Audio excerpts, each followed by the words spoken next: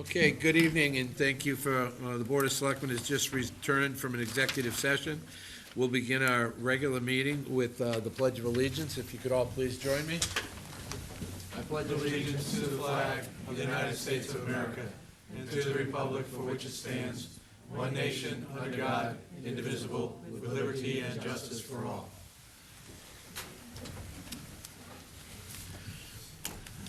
Before we get going with this evening's agenda, Selectman Putnam will not be with us this evening. His dad passed away the end of last week, and he's taking care of some family matters. There will be a service, I believe, in this town on Friday at St. Barnabas, and burial will be at the Massachusetts National Cemetery. If you could all please join me in a moment of silence, I'd appreciate it.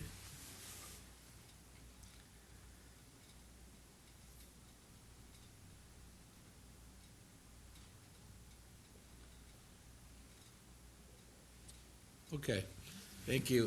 First up this evening is approved request for special event, Zumba Women's Road Race. Yes. Hi. Would you like to come to the microphone, introduce yourself? It's good to actually see a person instead of hearing a voice. Hi, I'm Bray Blackley. Can you hear me okay? You sure can. I'm the Most of that's for the television audience at home. Got it. I'm the founder and executive director of Zuma Women's Race Series. This is our second year presenting to the Board of Selectmen. Last year, I presented over the phone. You guys were very generous to allow me to do that because I was pregnant, and I gave birth the day after the meeting, so I think it was good. Anyway, we had our event September of this year. Things went well. I think that everyone was happy with how we conducted the event in town. We had a great relationship with the police, with the Seacrest, and we'd like to do the event again this year. And so I'm here to present for that permit application. And we also have a new route, which I think that you all have. If you don't, I have copies with me as well. So the route for last year was a great route. We had great feedback from our participants, except people complained that it was too hilly and hard. So this year I put together a new route that includes the bikeway. And I've been communicating with Dr. Gross, and he's given me some great feedback, and I've tweaked the course in accordance with his feedback. I've also previewed this with the town police, but we have some more work to do, I think, on traffic control stuff. So the reason I changed the course was a couple of reasons. One, because I think that the bikeway is very beautiful, and it'll provide for a more scenic and enjoyable course for the participants. Also easier, because last year's course was quite difficult, and we have a lot of new runners. And secondly, and probably more importantly, last year we crossed West Falmouth Highway a couple times, and that was kind of complicated with traffic. And so I think running on the bikeway, we never have to cross 28A, which just helps with traffic a lot. And you can see half the course is on the bikeway, so that's pretty good, and the police like to keep us off the roads if they can, because it makes things easier for them. So if you all would like me to go through the course specifically, I'm happy to do that, or if you just have questions. I think we'll have a few questions. Okay. I think most members, maybe we can do that. Do you have anything else to say in your presentation before I open it up to questions from the board? I think that's it. Okay. I do have a couple of questions for you to start. Number one is, last year, when we had the meeting, there were not going to be any road closures. And there was, in fact, a road closure. I happen to know because I happened to stumble on it by mistake. The route that you had went up, instead of leaving the Seacrest Resort, went up to the church, went around the church, and that road was closed then. I just want you to know, whatever the board decides tonight is the decision. So when we say no road closures, quite candidly, that's a little bit of contempt when we said no road closure and you actually closed the road after we gave the license. So I realized that the road, you didn't have a long enough route. That's what was explained to me.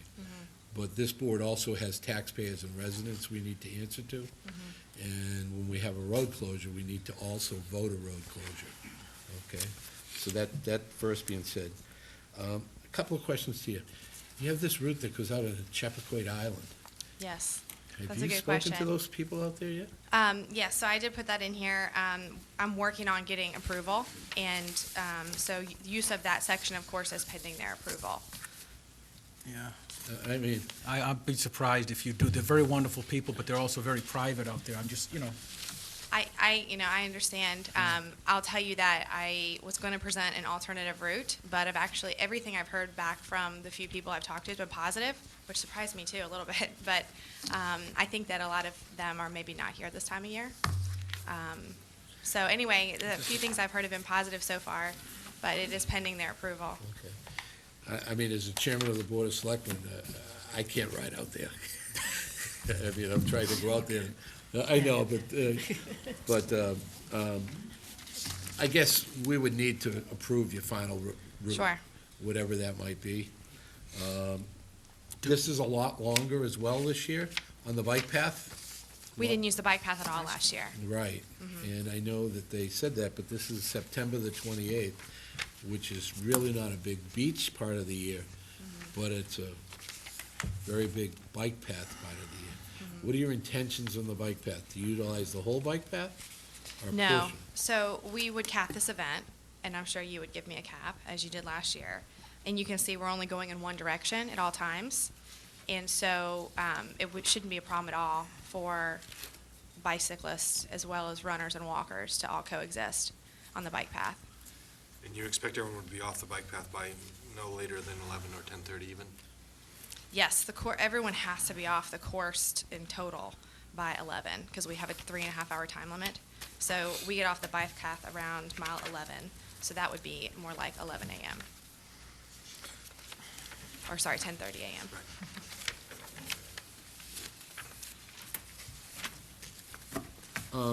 Just to recap, the start is gonna go towards Silver Beach first this year, or is it going towards West Falmouth? The start is going south on Quaker Road. It's going right on Quaker Road or left on? Right, on Quaker Road, right. Which is, as you know, what we intended to do last year, but then ended up a little few, Right. less than a mile short.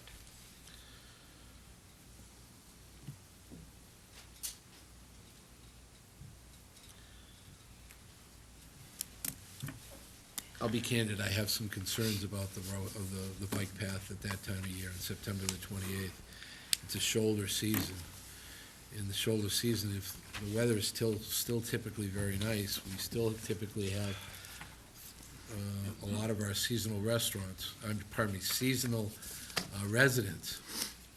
And Falmouth has 42% of its properties that are owned, but that folks only use it seasonally. And we're fortunate enough to have their tax base. I'm a little nervous about angering those folks who might want to use it. Pat's an avid user of the bike path, so Yeah, but I'm an early morning user. So this does involve a road closure. The one that- No. What's being proposed to us right now, Quaker Road will be closed at the beginning of the race. Could I ask, where do you enter the bike path and where do you exit? I wasn't quite clear from the diagram. Sure. So we would, off Chappaquiddick Road, this is around mile 6 on this On map. Chappaquiddick Road, you enter the bike We path? would take a right on the bike path, Oh, you take a right? and then we would take a left off the bike path behind the Chappaquiddick Grill. Oh, Oh, so okay. that's And not then- very long. And that, well, that's not all. And Oh. then we'd go left on West Falmouth Highway and re-enter the bike path at Chappaquiddick going north. Oh, I see. It's a little loop. So and then it it goes loops north. around and then goes up, the Right. other direction? Yep. Yes, and then we would go north until Winslow. So almost 3 miles north Yeah, on the bike path. that's the whole Yeah. bike path there, right there. yeah, from Chappaquiddick to Winslow Road. That's just by the Silver Lounge. Right. Everybody's, I mean, they're not gonna be there's not gonna be that many at one time. I mean, there No. could be a long, I don't know, I don't really see where it would be a problem. It's pretty far into the course. It's a Saturday, people have different, a lot of times, people don't use the bike path till the afternoons on Saturday, not so much in the morning. Bree, do you intend on coning these areas and signage? Yes, we would not do any signage or coning on the bike path. I don't think we would need to, maybe just at the crossings, so that Where people they knew where to enter and go. exit. I mean, if we put a cone in the bike path, it would just take away from space, people could use the bike path, so I don't think we would need to, unless you all would prefer that we did. Well, I'm surely thinking there's a lot of entryways onto that bike path. And if folks don't know, in other words, not everyone happens to read the newspaper, and not everyone is aware of what's going on, I'd like to be able to have some kind of signage, at least on one side of that bike path, that there is a road race going on that side. Sure. I mean, if it's a 1-by-1 sign, 1 square foot, you don't need a sign permit. Okay. And it would be not that obtrusive. What's the thoughts of the board on I'm that? also a little concerned about the bike path crossing the roads, that the bikes are required to stop and get off the bikes. You know, runners are kind of expected to do the same thing, unless you're gonna have a traffic detail there. The runners are gonna have to stop and make sure there's not traffic coming across every single time they hit an intersection at the bike path. I didn't think of that. Very true. What we would propose is what we do at a traffic road, which is have a police detail Okay, that would allow cars to pass when there are no runners, okay. and then would stop traffic for the runners to pass. There's quite a few entryways and exitways. Well, on that. if you go from Chappaquiddick Road, the next one is Old Dock Road, and then the It's not for a next while. one is Winslow Road. Oh, Chase Road. Curly. So it's Chappaquiddick Road, Old Dock Road, and Chase Road, and then Winslow, so there are not that many crossings. It's true. There's only 3, 2, and then they exit. It's And there's actu- not many that enter the bike path at Chase Road, because that's a dead-end street. How long do you think the road closure will be at the start of the race? So we would call this a rolling road closure, meaning that we would have an officer at the front and an officer behind the last person, and they would just basically follow the pack of runners. So the whole road would not be closed for the whole period of time, if you can kind of envision that. So it would take the slowest runner to go from the Seacrest down to mile 3.5. It would take the slowest runner, 16-minute miles. So that's less than an hour. Why can't you utilize just half of the road? We could. The concern is at the very beginning, when everyone is together, even if we say you need to stay in half the road, they still go through the cones. And so it's not safe to have vehicles on that side of the road. But toward the end, when it's tailing off and there are fewer runners and just a few walkers, we get they'll naturally move to the right side of the road. But what I'm talking about is Quaker Road itself. None of those folks have other means of getting out of their streets. If you had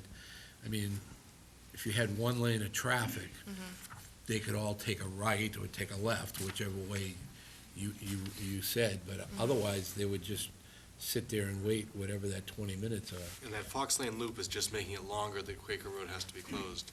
Is there any way there can be loop later on in the race? Or say, well, all right, so this isn't officially a half marathon, it's a 4.2K and a 12-mile race. I mean, is there any way that, what happened last year is you want the race to be a certain length, change the course late. Does it absolutely have to be that length? We're a half marathon race series, and Okay. so it would be a pretty big strategy shift to not have it be 13.1 miles. I hear your point on trying to find a loop somewhere else, and I've tried pretty hard. The challenge is up north. It's a lot of residents up there too. Can I make a suggestion to you? Yes, please. There's an area that is not, these folks will probably kill me, not that populated at that time of the year, which is in Silver Beach, where the Paul White Road Race runs. And you have come back down Curly Boulevard, but you may potentially be able to go in through there in Magansett Okay. versus do the loop and what have you. I'm trying to keep you on one side of 28A. Okay. It's just a suggestion. To be candid with you, there's too many variables on your route tonight. I mean, I don't have a problem with approving the race, but I'd really like to see your final route, because especially with Chappaquiddick and a few other variables here, that's all. Didn't I want to make sure, from your questions, are they taking up both lanes on Quaker Road That's what simultaneously? she's saying. So you're not just taking the eastbound lane of Quaker Road with the cruiser in the front, cruiser in the back, and that's it? You're taking both lanes? For a short period of time, while the runner, what's the big, No, I understand, but there's even Runners more runners together. in the Cape Cod Marathon, which will be a week or two after this, and they don't even take both lanes, you know? And that's 20, and I just, and that's hard enough when they have a cruiser, I've been there, cruiser in the front and the back. The runners are gonna go where they wanna go. It's like water. Take the path of least resistance. They're running, they will stay in the That's a good lane. analogy. I don't think we've had anything here where we've taken both lanes, though. I mean, I'm concerned about that. so. Typically, the first 2 miles of the marathon, it is Yeah, well, the closed. road race, yeah. Well, First- what about running them in sections? You know, if you divided them in sections, you put a section out at a First 2 time and miles they it is moved and then closed. bring another section out, like the road race does. we could do that, but it would, the total road Prolong closure would it? be longer. Yeah, that's You true. know. It would be running till noon if you did that. Yeah. Yeah, the challenge is just at the very, very beginning of the race when everyone's tight together, but that we need a little more space. I think the entire rest of the course, we can do, like you said, like the shoulder mostly. But in saying what Doug is saying, if you go up that Fox Lane loop, you're gonna have people passing each other, going both ways on Fox Lane. So that whole development would be shut down. We would say local traffic only, and we would tell our runners, which is what I do at every race, we run through residents. We can't tell people they can't leave their homes, of course, right? That's not fair to them. So we put signs out so people know what's happening, and we just ask them to kind of proceed with caution. And we ask our runners, I get on the mic at the start line and I say, listen, there's gonna be some cars on the roads at some point, so you just have to, keep your eyes open. I'd like to know exactly where you're gonna stop the road closure. Meaning, you're gonna start at the Seacrest, you're gonna come out, take a right. Are you gonna stop the road closure at Fox Lane? Or are you gonna go all the way to Old Dock Road? We can stop it at a certain point if that makes you guys feel more comfortable. Because hear me out, if you stop it after Fox Lane, just to run up Fox Lane and come back around, it's gonna be 5 to 10 minutes. That alone. So you're gonna have that road closed an additional 5 to 10 minutes, Yeah. just because of the Fox Lane loop. I think that's probably a good place, and by that time, it's probably fine to have one lane. That's a good place to narrow everyone down. So I think I could commit that after Fox Lane, if you think if we could still use Fox Lane, then, But I'm also gonna, kinda criticize myself here. You're gonna have to cross the lane of traffic coming out of Fox Lane there. we would, yes. In lieu of Fox Lane, could you maybe look at McGanson and Silver Beach Sure, absolutely. as a potential? Because then it would just be miles You 1 mean on and the way 2. back? By Yeah, mile in 2, other words, you after could they open go the out road. here, go Oh, further. go up this way? and- Right, in other words, that she's coming out, when you get to North Falmouth, instead go through McGanson and come through Silver Beach and come back up to Quaker. Yeah, Okay, yeah, there'd be a lot less traffic up there. Right. For sure. that's good for me too. That's good. Okay. Okay. And you may need to look up there for additional space in case Chapcoy doesn't work out also. Okay. That you may Right. have another whole mile of loop you need to find. Now, I appreciate you coming all this way for this meeting, and I don't wanna wear you out, but, I don't have a problem with approving the race, but I would like to see the final race course Okay. before we move forward. And you have 1,500 runners on your application this year? That's what we would like. That's our goal. Okay. Last year, I think you had 1,000 on the application? We did, yes. And how many did you actually have enter sign up? 600. 600, Yes. okay.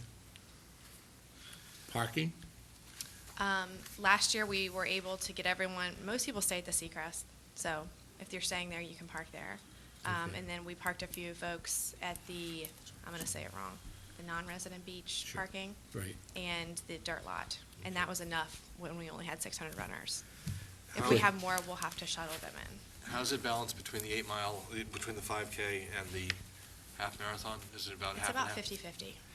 Because if you follow our advice on the Fox Lane and Chapcoy, you're also going to find some more distance for the 5K. It may mean that you have to get off of the Curly Boulevard and come back to Seacrest on Curly Boulevard. But at that point, they'll be spread out enough. I don't think that will be a problem. Okay.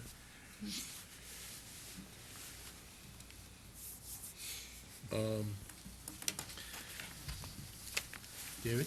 I was just wondering if there's a way to approve this concept, the Yeah. race pending Yeah, us reviewing the final. that could be the motion. I think that's a fair motion, that, one other thing is, you don't have it here, but you need a beach parking lot permit too as well, if you're gonna use Okay. that. We have one of those on new things as well. Okay. After the season? We'll charge it all the time, for events, See, I wasn't there that night. for events, Oh, okay. just for events. So does someone wanna make a motion then? I'll make, Oh, go you ahead, make it. Pat, go No. ahead. Oh, I was just going to make a motion to approve the races presented, pending further review of the race course. Right. Second. Okay, a motion and a second. I just want to make a comment on that I want you to bring back the course to the board, okay?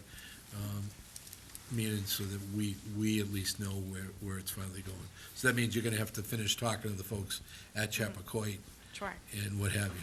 It's not going to hold you up. You can have your race, but Okay.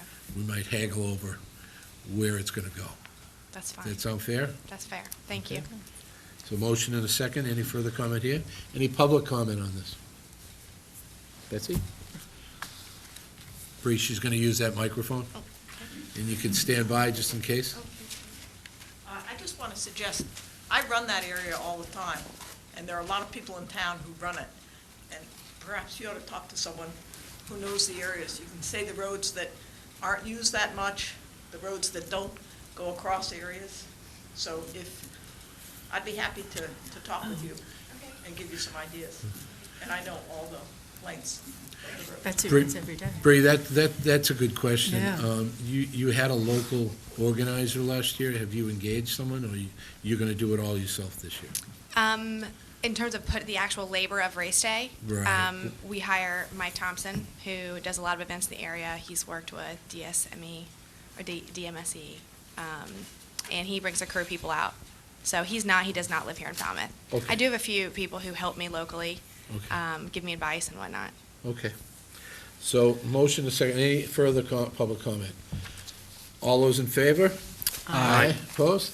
Ayes have it. Thank you very much. Yep.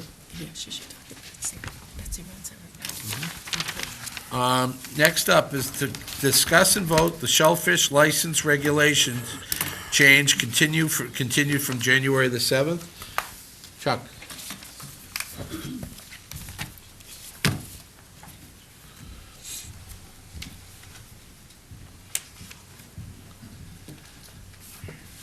Hi, good evening, folks, members of the board. Chuck Martinson, Acting Director of Natural Resources. This matter is a continued item from January 7th, 2013, when I initially met with the board. Just a quick recap for any members of the public or all that missed my initial presentation. We had a workshop with the Board of Selectmen a number of months back to see how we could improve the shell fishery. There were basically three things that I had suggested that would improve the fishery. The first was to invest more money in shellfish seed. The second was to bring on a fisheries biologist who could specifically work to grow shellfish for the town of Falmouth, to do specific propagation. This is more of a model that we had back prior to 2004. And the fourth was to, once we started to look at investing in this shell fishery to a greater degree, to possibly consider looking at the number of licenses that we had and possibly putting a cap on our licenses. Clearly, I'm confident, and I think many of my colleagues are as well, that the enhanced propagation will have tremendous impacts on the fishery in the town. I would suggest to the board that when the fishery improves, I would expect for more people to want to become involved in it. And I would not want to see us in a position where we would thereby be depleted again and constantly be, kind of chasing ourselves. When I brought this to the board back on January 7th, it was suggested that we possibly meet with some of the buyers. I believe Mr. Murphy suggested we meet with some of the shellfish buyers, some of the commercial diggers, the member of the economic development, and we were able to meet last week. I think it was a very successful meeting. We were joined by Town Manager Suso and Chairman Murphy. I think that the results of that meeting hopefully will lead to continued discussion on the fishery. And I think it's been a wonderful dialogue up to this point. I don't know if you wanted to add anything, Mr. Murphy, before I proceed. I just wanted to say that I think it's appropriate that the board vote this evening. We're going to continue to work together with the commercial fishermen, Chuck, the wholesalers, and other representatives to come up with an actual plan of scenarios like how will we work a wait list, things of that nature. So next year in the fall, when we come back with our licensing aspect, we'll be able to have a plan for the board. So I think that would be appropriate then, but we need to let folks know out there what's going on as we move forward. So, Correct. The month of February is the open enrollment month for commercial licenses. That's why there's a level of exigency. And we wanted to certainly get the word out to all of our commercial license holders now and any possible holders that would like a license. Certainly anyone that would like to buy a license, now is the time to do so. The results of this meeting were, as Mr. Murphy said, we would certainly be looking to put a cap on the number and grandfather anyone who purchased a permit from this year, but not coming up with a number or specific aspects of how we would manage that until the later date when we deal with our shellfish regulations. We hope to possibly start to dip into that around April or May. A question on the timeline. You say develop regulations, with input from these various groups. Then there would be a public hearing during the normal shellfish regulation hearing period. Correct. And when is that? That's usually in the springtime. In the spring. You might recall I bring all the areas to you to get your blessing to close those or open those as Right, prior to the season. I was suggesting. So that would probably be the most appropriate time. If there was certainly any feelings of why we shouldn't have it then and have it later on after the summer, we could take it up at any point. Okay, so the idea would be to develop regulations prior to the spring and then have a public hearing in the spring?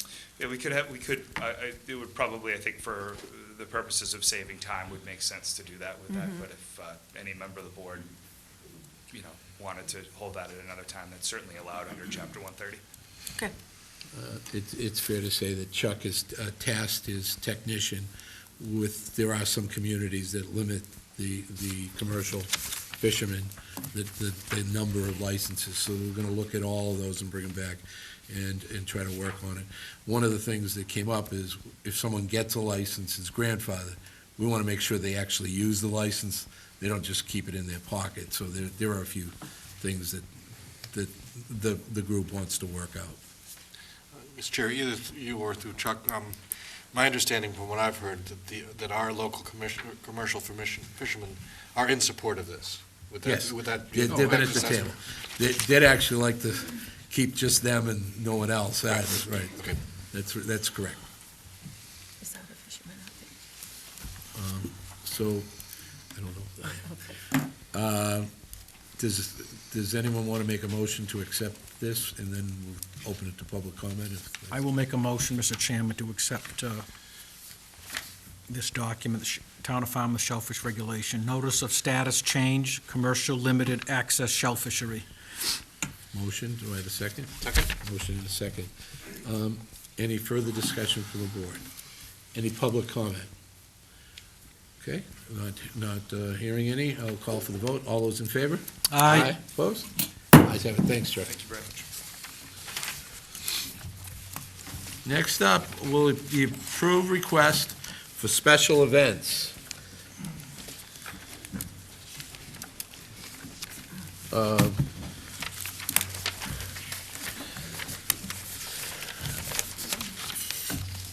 Good evening. The first group are ones from the Falmouth Village Association. You can turn that microphone down a little bit. Chuck's a little taller than most people. You want to introduce yourself, and we'll go Patricia through these one at a Cosgrove. time. Patricia Cosgrove, Falmouth Village Association Manager. Okay? And we'll go right down the list. Right. Just as for the public's knowledge, and maybe you can talk a little bit, just Sure. 10 seconds, 20 seconds on each one. The first one would be the Easter egg hunt, Peg Noonan Park on 3:30. Right. Let me start by saying each one of these applications for special events are annual events sponsored by the Falmouth Village Association. The first being the annual Easter egg hunt, which takes place between Peg Noonan Park and the library lawn. We usually start with about an hour of photos with the Easter Bunny, and then we proceed to have the Easter egg hunt over at the Falmouth Library lawn. And that's pretty much said and done in about Okay. 15 minutes. What would the board like, excuse me, I'm sorry, would the board like to do all the Village Association ones Yeah. at once? Is that all right? Yeah, sure. Does the board want the applicant to go through each and every event, or should we just read them off and then? Probably give some- read them with the date. I mean, I'm very Okay. familiar with all of them, so. Okay. The Easter egg hunt, we have the 4th of July Bike Parade, that's on 7/4. The Arts and Crafts Street Festival on 7/10. Movies Under the Stars at Peg Noonan Park on Wednesdays from 6:26 to 8:28. Summer Concert Series at Peg Noonan Park Fridays from 7/5 to 8:23. Trick or Treat Stroll on Main Street, that's on 10/26. And then the Holiday Stroll on Main Street, and that's on 12/7/13. Does the board have any comments on any of those events? I would just make one comment, that some of these events have particular feedback from certain departments in town, i.e. the street fair. Right. The fire department has some criteria that like a detail on site that you've had in the past. Yes. Just the merchants, the vendors to set up on one side of the street. So Right. each one of these events may have something different. And if the board votes these, I just want you to be aware that they are already on the licenses themselves. Yes, we're aware of the criteria for the Okay. town. Thank you. Go ahead, Dave. I was just going to make a motion to approve numbers 1 through 7. Do I have to mention the names again? Or No. just- Okay. I'm going to make a, Falmouth Village Association, Mr. Chairman, I'm going to make a motion to approve numbers 1 through 7. This excludes the farmers market and cultural survival, which are being taken separate. That's correct. But Correct. 1 through 7, which the chairman just alluded to, I'll make a motion to approve those. Okay, any public comment on those? So, motion, did I have a second? Second. Motion and a second. Any further discussion? All those in favor? Aye. Opposed? Ayes have it. Thank you very much. Thank you, Mr. Chairman. Okay, next up is the Falmouth Farmers Market. There has been some correspondence in regard to the farmers market, so the board has some of that. Good evening, how are you? Good evening, good, how are you? Good. Good. Should I start? Sure, Okay. go right ahead. You Okay, can- good. I'm Kate Mahoney, the Falmouth Farmers Market Manager. Thank you for giving us this opportunity tonight to make our presentation for our 6th year to hold our farmers market at Peg Noonan Park. I have to put my glasses on to read some of my comments. We'd also like to thank Heather Harper for some of her comments and meeting with us to strategize moving forward, to address some concerns that have come up through the development of the farmers market, because we've been a good success for the town, but some of the things she said, which were really great, was that she's recognized, and through these meetings, the town also has acknowledged the vitality that the market brings, and the access to local and regionally produced goods, and the community character that it adds to our village has been reinforced through this particular event, so that was really nice. We'd also like to thank the Chamber of Commerce who's met with us, and the DPW, the Police Department, the Superintendent of Schools, and the Village Association, who has also helped work with us to try to address concerns with Main Street events. So thank you also to Troy Clarkson for his recent article and blog to recognize and support the event. So it's been very helpful to us and appreciated. I want to put together a little, or address some background of where we started from. We started as a offshoot of the Agricultural Commission, and that was about 6 years ago, or a little over 6 years ago. And part of the goal was to create a viable downtown farmers market, to also encourage agricultural pursuits for the town of Falmouth, and also help encourage agricultural-based economic opportunities. So part of that also expands further to the town's local comprehensive plan. So we think we've really tried to incorporate those town-wide initiatives, and so that's sort of where we started from. We have also had incredible support from both our local farmers and other local vendors, the local merchants, and the Falmouth Enterprise has been amazing, giving us a weekly promo spot to talk about what's new coming to the market each week, and Cape and Islands NPR station has also been really helpful in that enterprise. I'd like to let you know that although we started as a town organization, we did, after about a year and a half as a town entity, we spun off as a nonprofit organization. So we are now basically a volunteer-run entity. And through those, through the efforts of, the initial organization, but now where we've moved to, we really try hard to highlight our local small farms. For instance, De Silva Farm, Peachtree Circle Farm. We have a lot of small, very artisanal type produce, sorry, I'm getting tongue-tied. Small, sorry? Products, thank you. So that's sort of the background. A couple years ago, we did reach out to Rocky Gomez to partner with the DPW to address some concerns with being at Peg Newman Park. And so last year, we put a lot of effort into maintaining the park through weeding and trying to water and minimize some of the impacts of just the stress that the park does see.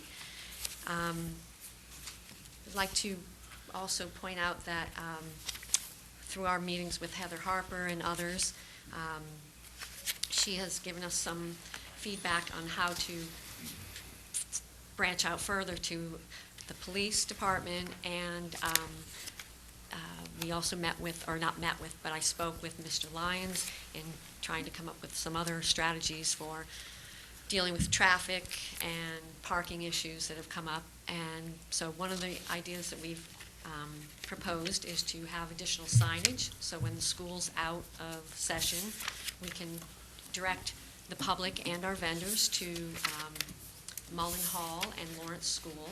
So that hopefully will really have a positive influence or positive benefit to those concerns that people have expressed along the way. What else did I want to say here?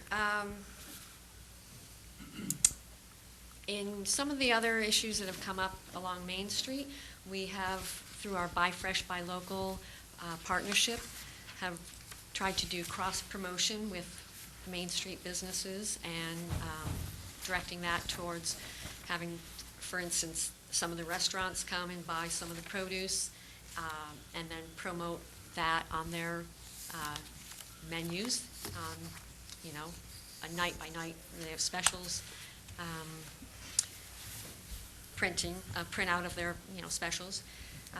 For instance, La Civetta has done, which I think is really great, every Thursday they do a market cocktail. They've also actively come to our market and bought produce. Eight Cousins has partnered with us a little bit in doing book promos, or we've done that also in the enterprise. We promote books at our market table, so there's some give and take there with trying to support our local merchants on that level. So that's sort of the, the framework there, and what we're hoping tonight is to ask for a renewal of our permit, but we do understand that there are some recommendations that Heather Harper put to you, and one of those is a fee waiver for this upcoming year. And what we'd like to suggest is that you consider us as an exempt status organization, being that we started as a town entity, and that other town entities of similar nature may be considered under an exemption status.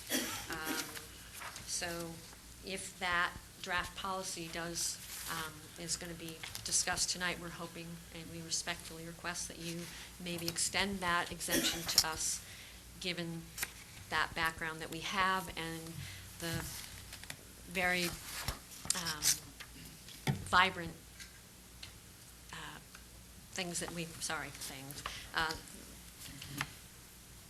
the economic and vibrancy that the farmers market brings to Main Street. As we stated back in the beginning, we did grow out of the agricultural committee, and we're hoping that the benefits that the farmers market brings is something that would give consideration, or that you would give consideration for that waiver, so, or the exemption, and if not that, then the waiver. So, thank you very much for your. Okay, why don't you stand by a little Okay.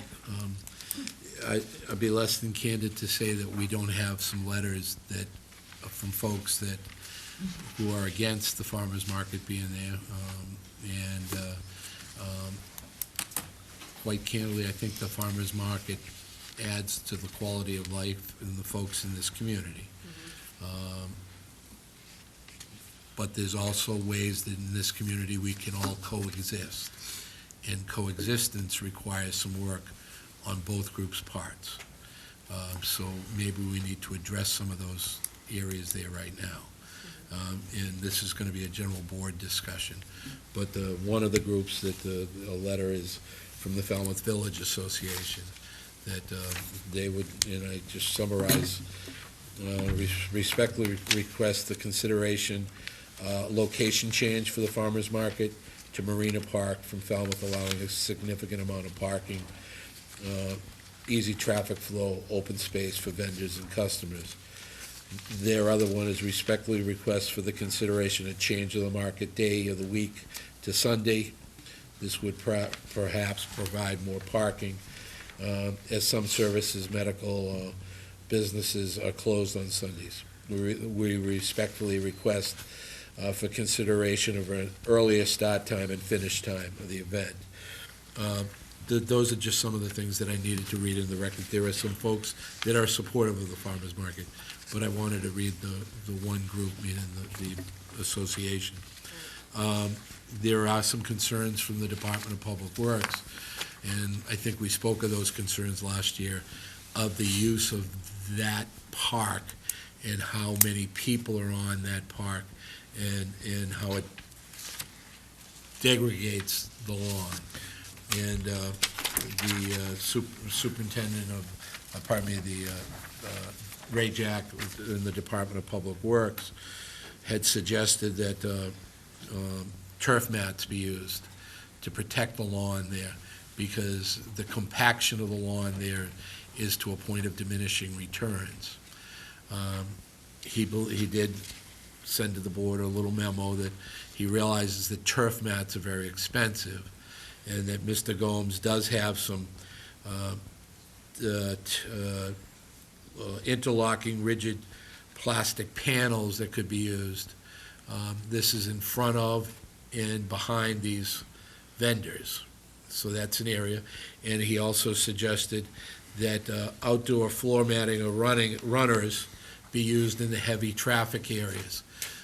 The bottom line is that this is a park that the whole entire community can use, not just on Thursdays when you folks use it, but other days of the week, whether it's year-round for everyone's enjoyment. So again, I'm pushing on the fact of coexistence here.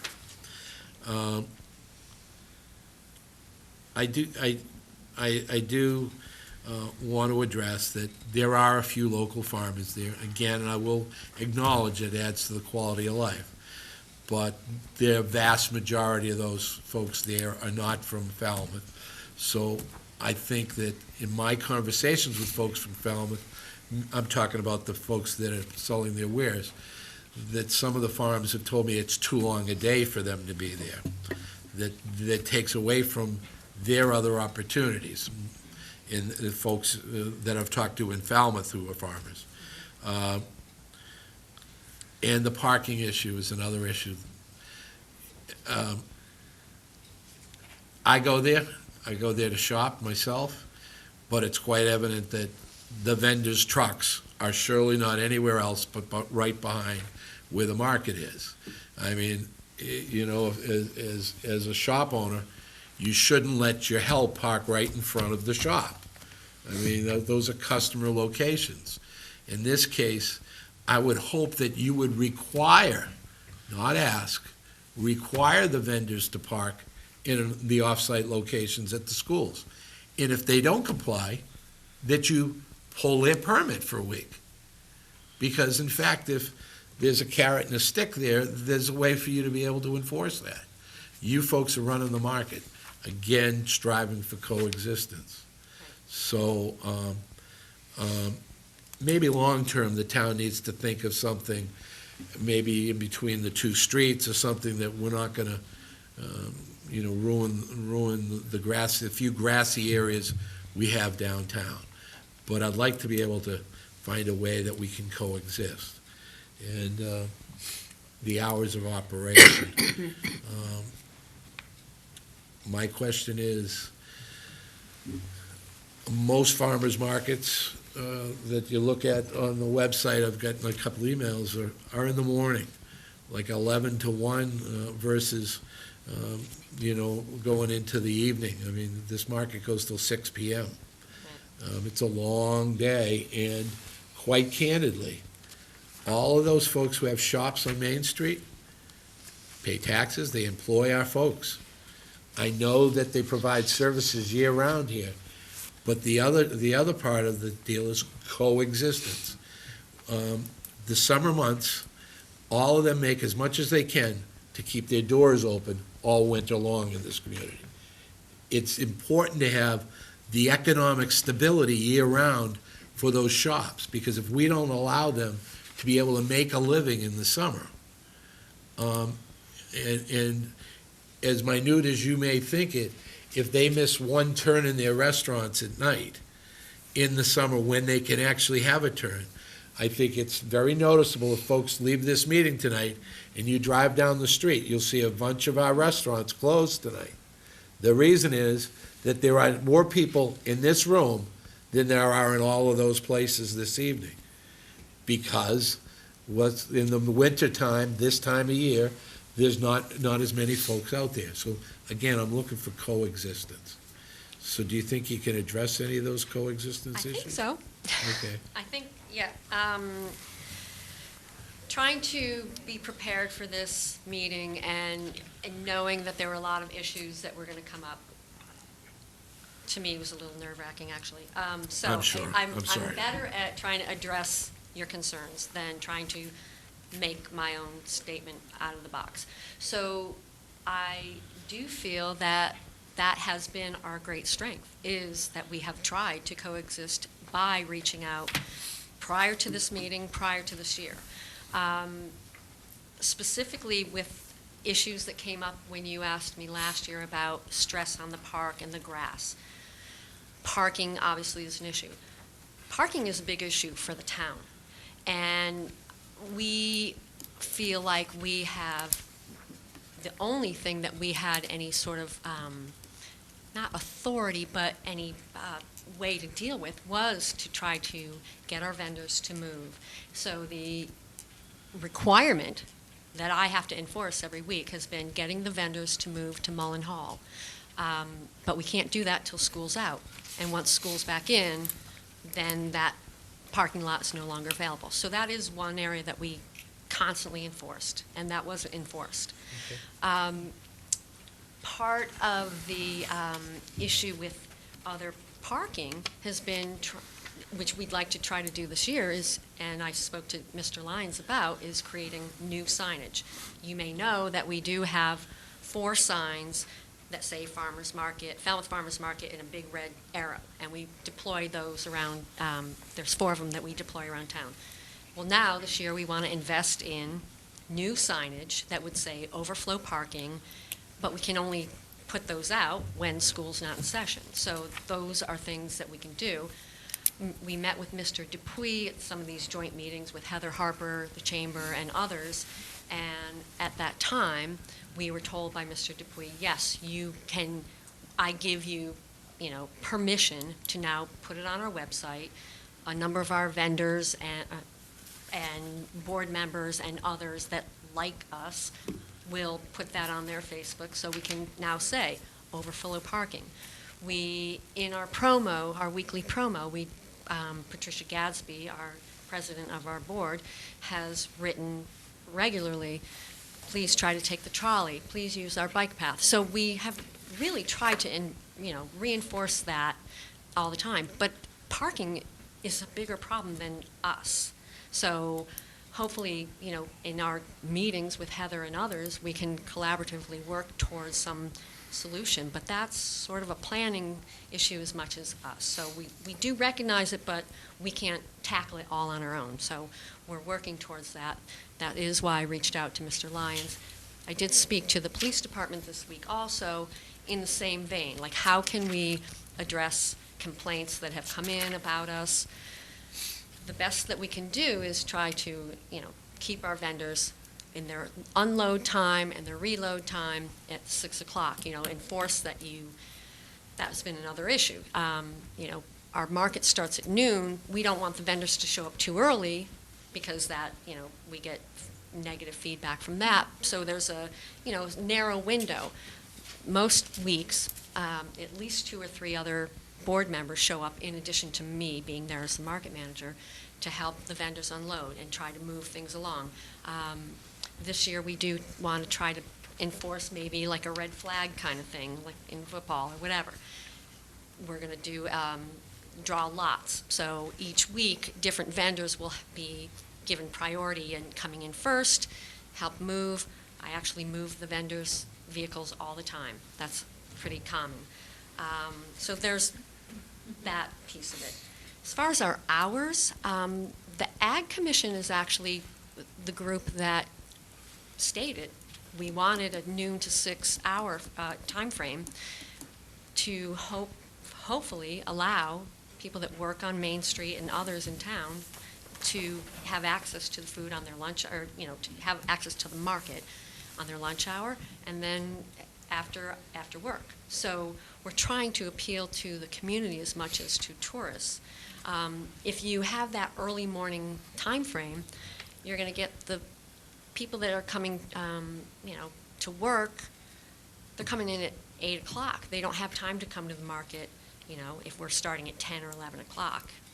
They're coming at, if they get that opportunity, they come on their lunch hour. A lot of our smaller vendors and farmers, they can't get there that early. So that is another part of it. It's the trying to appeal to the town, community, and to the vendors that are small in this town that don't have a staff. They're a one-person show, so it's hard for them to just, get up. Like, for instance, Peachtree Circle Farm. She's a one-person entity.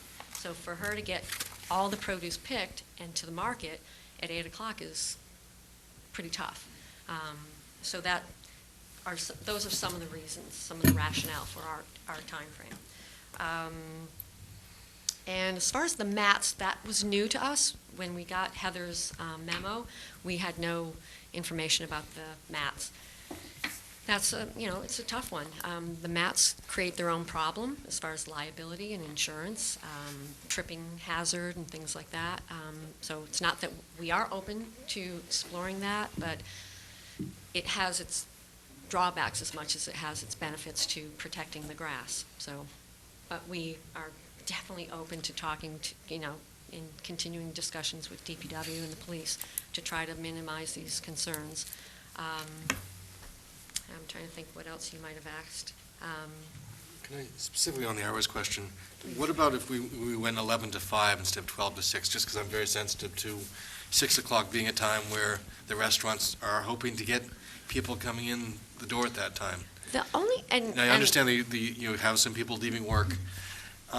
Typically, when I go by between 5 and 6, it's not that busy. A lot of people have sold out of their stuff anyway.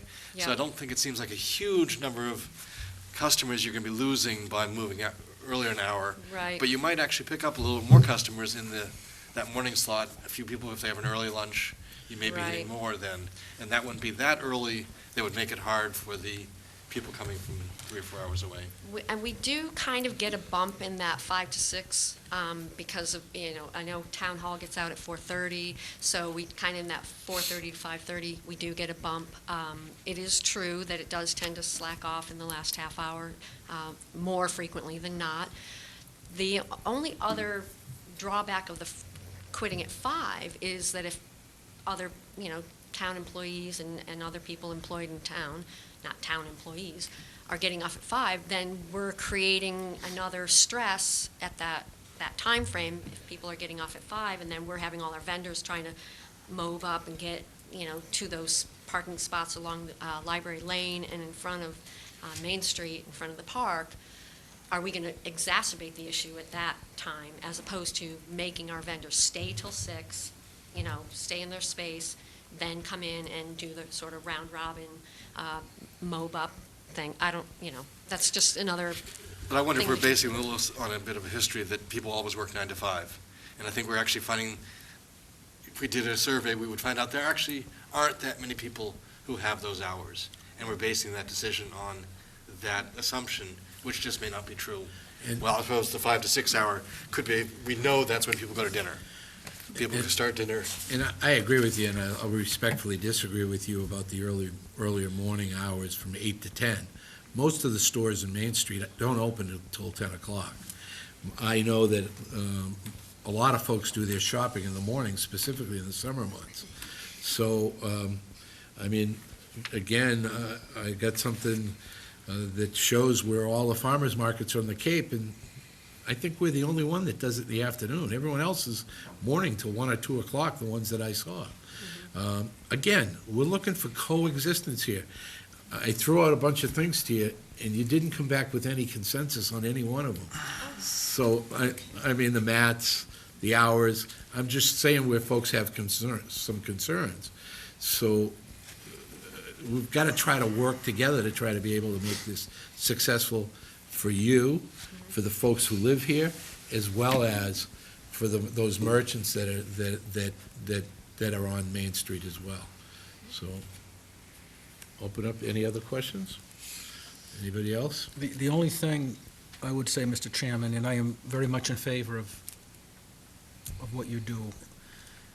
The only negative, I got 3 negative emails and 1 phone call, and it happened to be people from the library who leave midday to and come back, and they can't find parking at all. Their lots are always full, and I know there's not a thing you can do about it.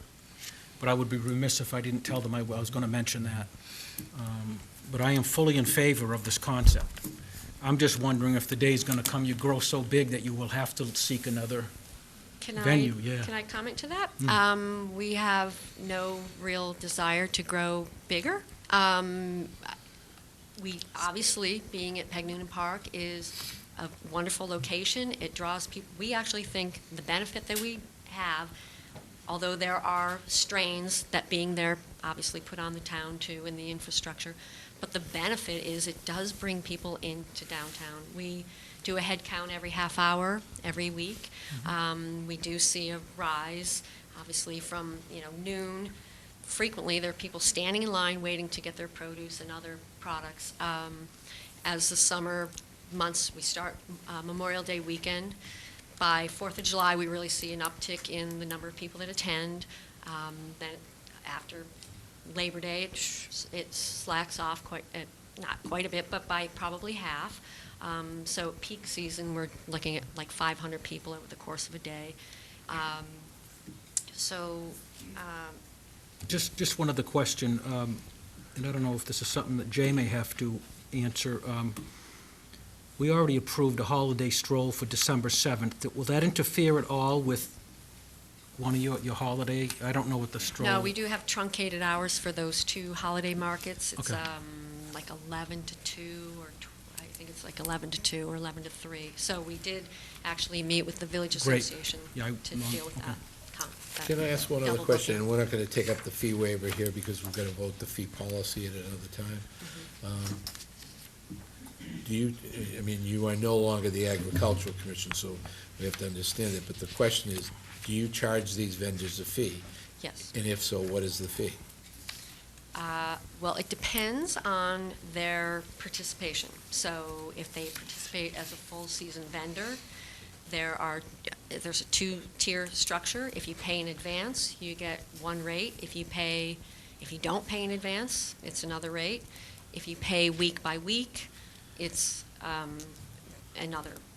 It's a little less forgiving in terms of the fee structure because we can't count on you. We're trying to, as any business, know what our income and our expenses are going to be in advance, so we design it based on that. Doug? I love having the farmer's market in downtown Falmouth, and I would hope that we can figure out some way to have it stay there. I think it's a great spot for it. I would really encourage you very strongly to get the parking to Mullen Hall when it's not in session. I don't think the Lawrence School parking lot fills up during its session. It was built as a high school parking lot, and very few of those kids drive to school right now at Lawrence School. It's a little bit further walk, really not that much further. Right. And if I agree with Kevin, your vendors just cannot park in the Noonan parking lot. You've got to do everything you can to keep them out of there. And we absolutely do when school is out. I mean, we are, I would still check with Mark Dupuy to see if the Lawrence School parking lot, it's a huge lot, and I know the teachers do not fill it, so there is some space there that I think they could take advantage of. Yep. Again, I would hope that there would be some consideration of changing the hour by an hour earlier, just to be responsive to the Village Association. I am a little bit struck how the Village Association is, in their complaint, is concerned about the heavy use of Peg Noonan Park after they have requested very, very heavy hours and times. And the irony of there, I found a little bit striking. And that doesn't go on deaf ears. Go ahead, Pat. I just wanted to comment, I think the effort to have a parking management plan is a really good idea. And I would stress that you work very hard to make sure that the vendors move. I know that's been said before. There had been some discussion about moving the farmers market to Marina Park. And we know that that is not possible because there is not enough parking at Marina Park. If you really look in the summertime, there are more boat slips there now than there were before. I think it's like 16 or 18 new boat slips. There are commercial fishing vessels there. There are a lot of recreational vessels.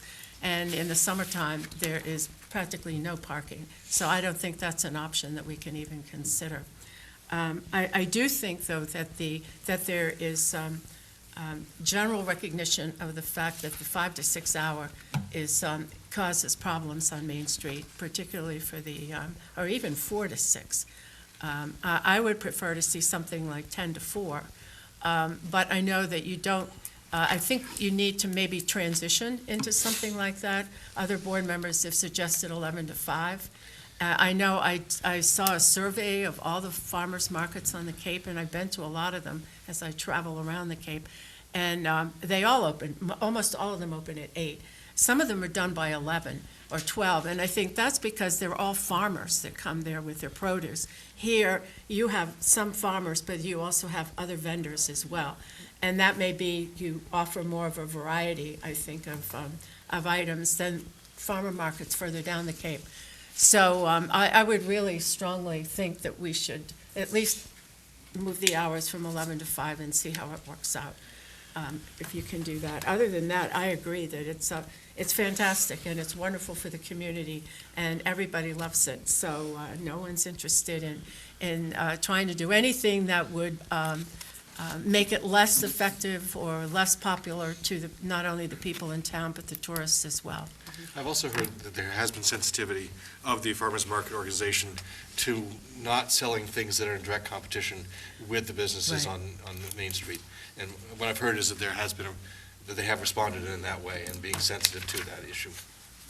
And in follow-up of that, even you yourself slipped up tonight by saying you like to have it during lunchtime so people can come there and eat. The question is, are they eating fruits and vegetables, or are they eating a prepared food? That's where we get, excuse me, folks. There's no talking while folks talking up here. That there are some questions there that, are they eating some prepared foods? I know it was a concern in the past. I know you folks have addressed it. And that's an area where we need to continue to address. I will say that Mr. Jack, and Mr. Gomes, who are in charge of the park, have offered to give these locking mats. I would be in favor, without the fee waiver, to talk about these runners. In other words, the rubber runners that you would have purchased in lieu of paying the fee to help protect the park. That's another area that we could consider, because I think we just need, again, to coexist, but we got to address those things. I would tend to think, kind of what you said, Pat, is give you the hours from 8 in the morning. You can open whatever you'd like in the morning, but 8 in the morning, and I think 4 o'clock is a reasonable hour. 5 o'clock might be pushing it, quite candidly. So I don't know if someone want to formulate a motion, or do you want to?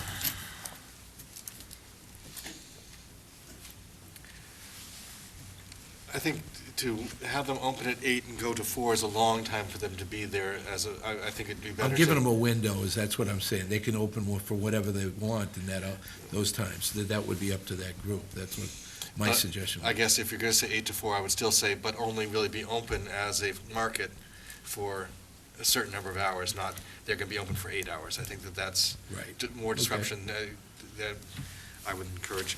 And I guess I think that Pat's point about a possible transition, that looking into whether ultimately 10 to 4 or 8 to 3 works, but maybe to step that process might be. Well, I was just wondering if you were at all, if this is all approved, if you were willing to try, maybe let the vendors try 1 or 2 days during this season you have of doing what we're saying. Trying different days, 10 you to mean? No, 10 to 4, just try it. I mean, I think the consistency is pretty important, though, for them Yeah, to get there. Right. Oh, I understand that. What I'm saying is that, it evidently is either up to you or to your vendors who are saying, look, we can't do it at that time. Doug, how about we say, we give them a 6-hour window to open, and they can choose the 6-hour window anywhere from 8 to whatever cap we put on that. So, Well, I I'm would going to like, get to public comment as soon as we I get a motion. respectfully request that we do a transition, and this year stick with the noon to 5, or, at least start off the season at noon to 5, and maybe somewhere, if necessary, adjusting accordingly. I'd hate to have vendors commit to the season and then have us partway through change. So that doesn't seem fair.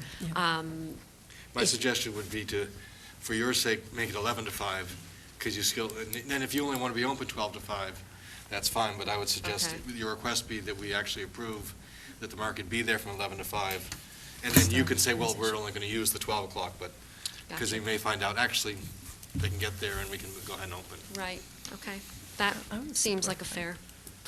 I can go along with that as a transition year, and we'll see how it works. And again, we're trying to coexist here, and we surely have realized in recent past that we're not pleasing everybody in this community, but the closer we can get to pleasing as many people, it's much better.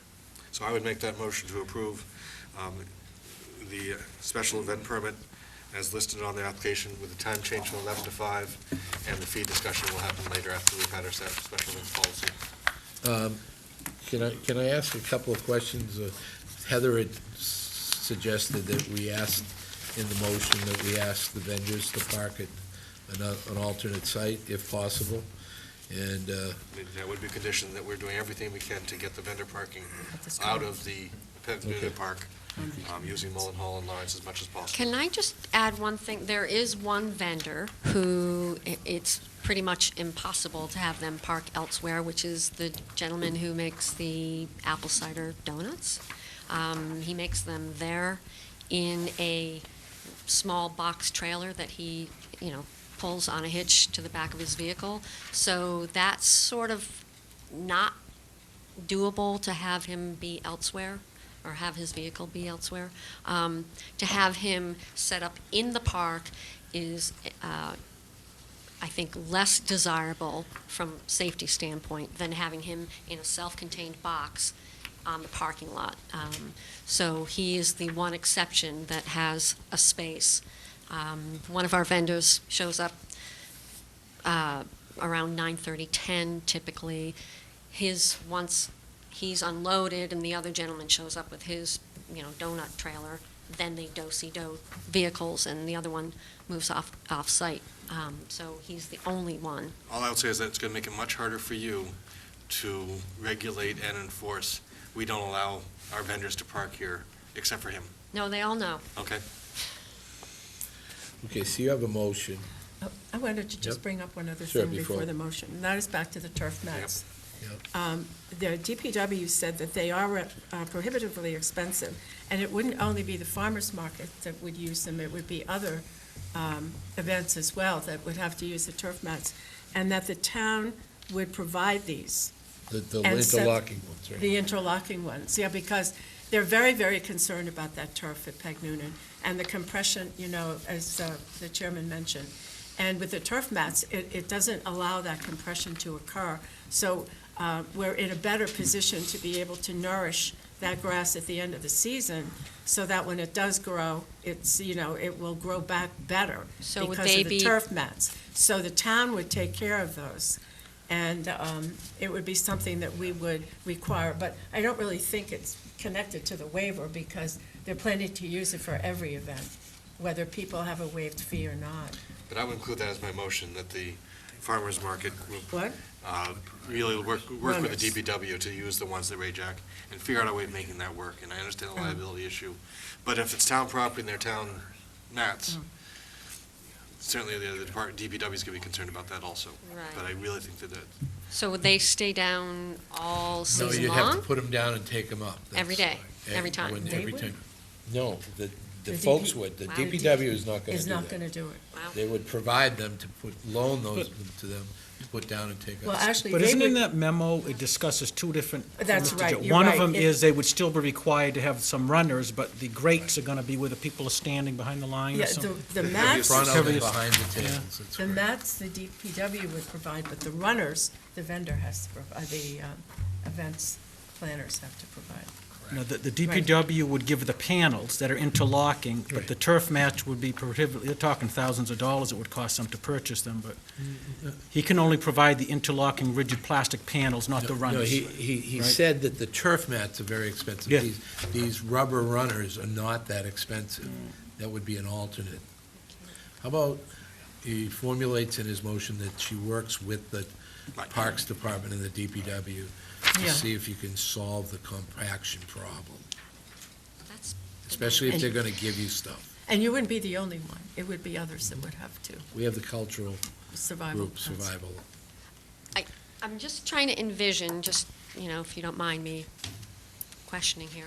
So the interlocking mats would be where exactly? In front of and behind every table, meaning that's basically where, So if folks it's 10 sta- by 10, 10, Mhm. it would be 10 feet in front of each tent, and then 10 feet behind the tent? Right, where And the then folks space stand. between each, like, we have space between, typically, we have space between each tent.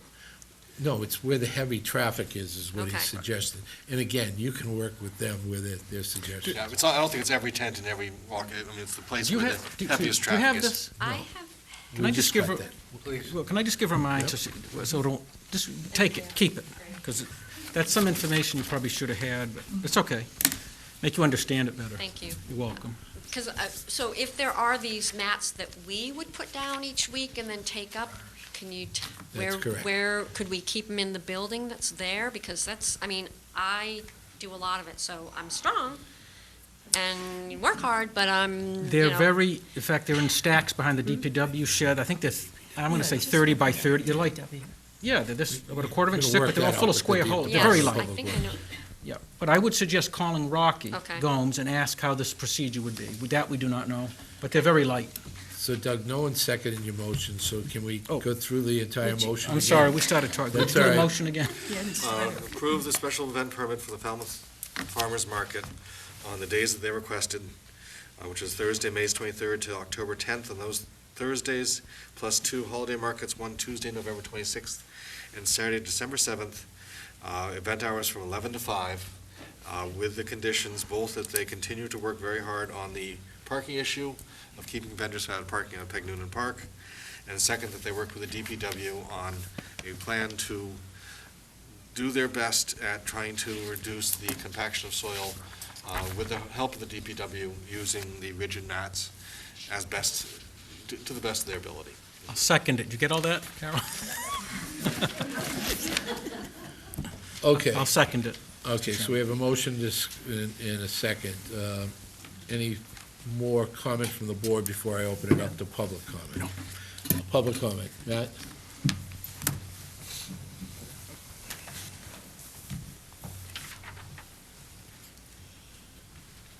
Good evening, Matt McNamara. I try every week to surprise you a little bit, and you probably don't know about the farmer's hat I also wear. But 2 years ago, I was actually appointed by the county commissioners to serve on the Buy Fresh, Buy Local board, and which is a county financially sponsored program run out of the Extension Service to support and connect people and farms and local farming on the Cape. One of the things we do is also to look at farmers markets, farms, et cetera. And we, interestingly enough, had our February meeting this past Friday and had a representative of the Mass Commission, Mass Department of Agricultural Resources with us. And farmers markets was one of the issues that was discussed. So it's very timely that you bring this up. And I know you've made a motion, and it seems like the applicant has already perhaps agreed to it, but to think about some of these issues in the future, because there are folks like Buy Fresh, Buy Local that work at this all year long, trying to promote agriculture, farmers markets, the benefit to the communities. Interestingly enough, if you were to go on the Buy Fresh, Buy Local website, you would find the majority of farmers markets are afternoon. I know what you all said, but if you go onto the Buy Fresh, Buy Local site, there are 6 farmers markets that begin at noontime and will go till after 6 p.m. And the reason is, it was interesting because in front of the representative of the commissioner on Friday, this was the comment that was made. If you start before noontime, you attract the swimwear crowd that does not buy produce from the market. If you stay till after 6 o'clock, you get our own local people to make dinner that evening. So I know that there are stresses in terms of the community and parking. This weekend there were stresses in the community and parking. There was at least reported in the paper that the town might be considering meters for downtown. That might change the dynamics of parking as well. So I'm just fearful that as we start to change dynamics, because you might have received 1 or 2 letters of opposition, and as Doug said, surprisingly, the Village Association, one of them, that we start to change the dynamics of what has become a vital and vibrant part of our community, something that we look forward to, something that actually attracts people down. I think you're right, Mr. Chairman, in terms of cooperatively working together, and I think there have been efforts. Jay Zavala has done that with folks. I think Heather's efforts as well. But to single out one organization that has a great track record and to penalize it and perhaps accuse it as of being responsible for all of the woes of traffic. And by the way, the farmers markets that actually open earlier in the day tend to be those communities that have more than one farmers market. Pat, you mentioned last Monday night the city of Northampton. And so I took you up on it. I looked at the City of Northampton's website. Their website actually promotes their farmers markets. It actually lists, and they have 4 different farmers markets. They operate 3 different days in downtown Northampton. So it may seem like an hour change differential could mean a sea change in what happens in terms of the support. I hope, and I didn't know this till I read Troy's column on Friday, I hope that hour difference by leaving at 5 o'clock or leaving at 4 o'clock doesn't take away from the enormous amount of produce that I had no idea that winds up at the service center for the folks of this community. So, I know you've got a motion. It sounds like the farmers market has already agreed to it, but, there are some of us that work hard on your behalf, such as Buy Fresh, Buy Local. Pat, you were one of the ones that was thoughtful enough to appoint me to this position, that can give you some input. So if you're looking to change some of these things with the farmers market in the future, I would volunteer to sit down and work with Heather, work with Rocky, or whomever it might be, so that we can try to do what the county is trying to do what the Ag Commission tried to do 6 years ago, and that was to promote local farming. And by the way, vendors that may be from Sandwich or within, I think the the Department of Agricultural Resources talks about 100 miles as being local. But every time we have a local farmer, local, even if they're from Sandwich, has people in the community realize that they might be able to do farming in their own and be more sustainable in their own backyards. So, again, I don't think we want to attract more of the swimwear crowd to downtown, but maybe serve some of our own local people who on the way home make dinner. So thanks. Thank you.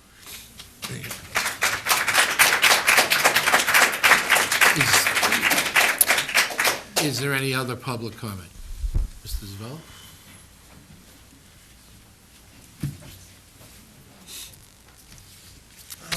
Thank you, Mr. Chairman. Jay Zavala, Falmouth Chamber of Commerce. I wanted to alert the Board of Selectmen again that I am working with Heather Harper right now on creating an event management plan for all municipal public areas. And those plans include all of these variables that include traffic, pedestrian, as well as parking, and so many more aspects of it that should benefit everyone who wants to use these public spaces. And with that, I can tell you that Heather and I met last week. She saw the draft that I've placed before her, and we're moving towards completing that rather shortly. Along with that, I know that the applicant, as a member of the Falmouth Chamber of Commerce, is a nonprofit, and if this vocabulary of transition carries any weight, I would certainly ask that in light of it being an activity of municipal benefit, of community benefit, that the waiver that has been requested, at least for this year, in transition, be considered, so that they may have an opportunity to find their way into the future more comfortably. Thanks. Mr. Finner?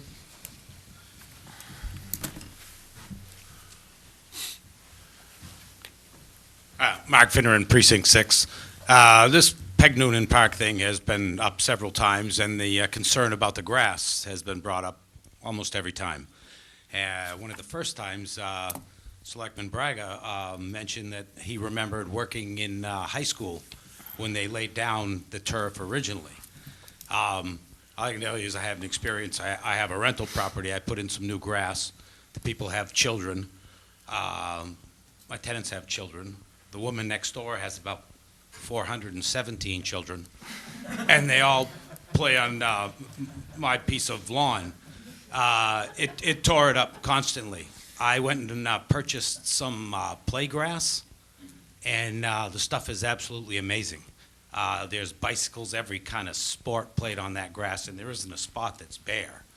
You might want to simply consider starting to overseed with that. That's how I did it, and I mean, you can't kill the stuff. Thanks. Can I ask you a question? Is that a live product, or are you talking about? It's just seeds. Oh, okay. You overseed. It's called play. It was simple. It was quite amazing. I mean, they have, The Like reason I'm carpet. familiar with it, back in 73, 74, when I was much younger, I worked for Francisco Tavares, who did that park, and I was there every weekend watering sod. Sod is one of the worst things to put down, number one, but hence that's why it looks like it does today. yes, sir.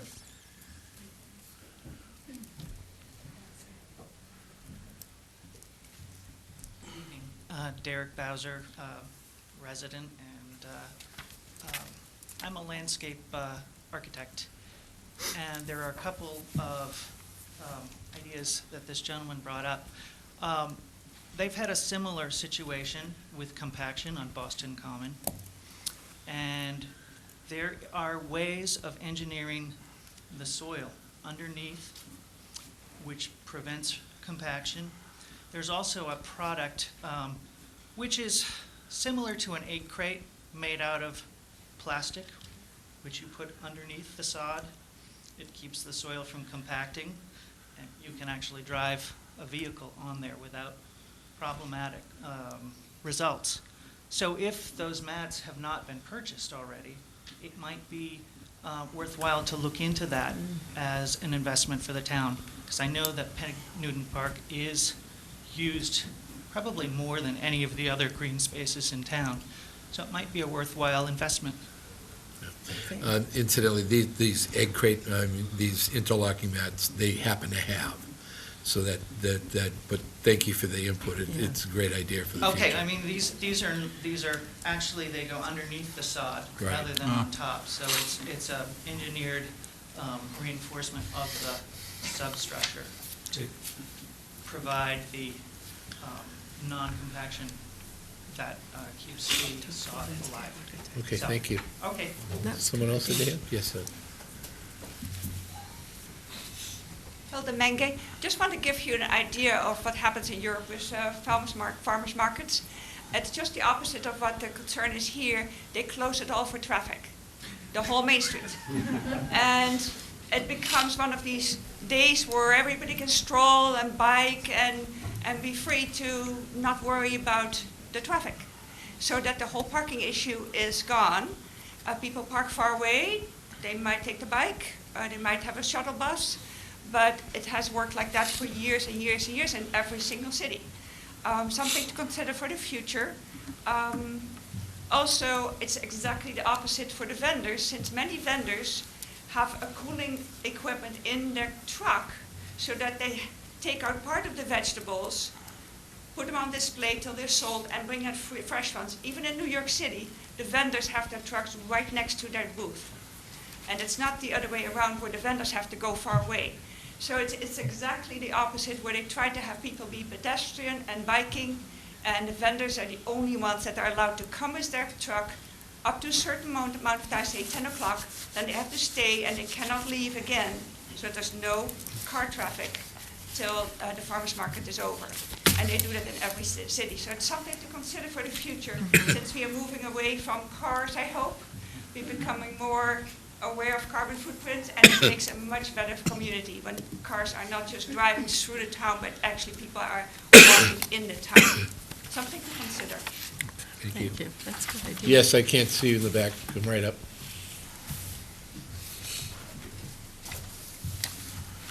Hello there, I'm Andrea Thorold, I'm also a Falmouth resident, and I wanted to echo the chairman's comments about coexisting.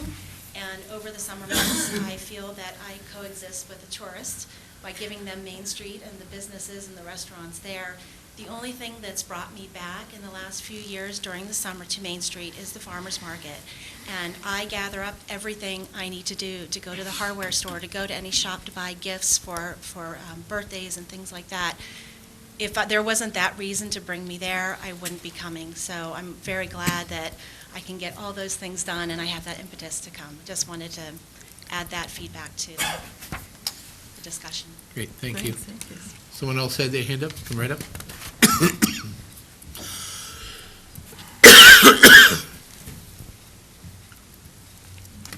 Hi, my name is Carrie. I'm Peachtree Circle Farm.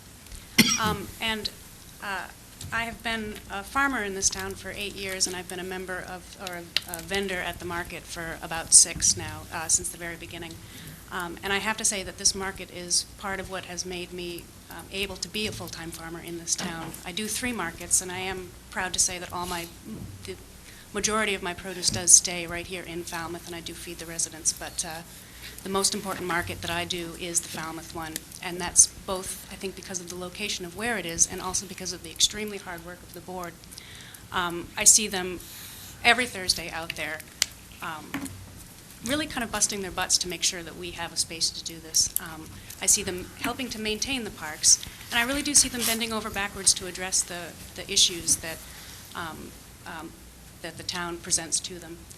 And when we talk about the giving and the taking, it seems like the board itself is actually giving a lot in terms of addressing the issues, but we seem to be given a lot more issues, I think, than, I'm not saying this quite very well, sorry, but I hope you maybe see where I'm going. That's all I have to say. Thank you. Anybody else? Okay, so we have a motion. Yes, sir.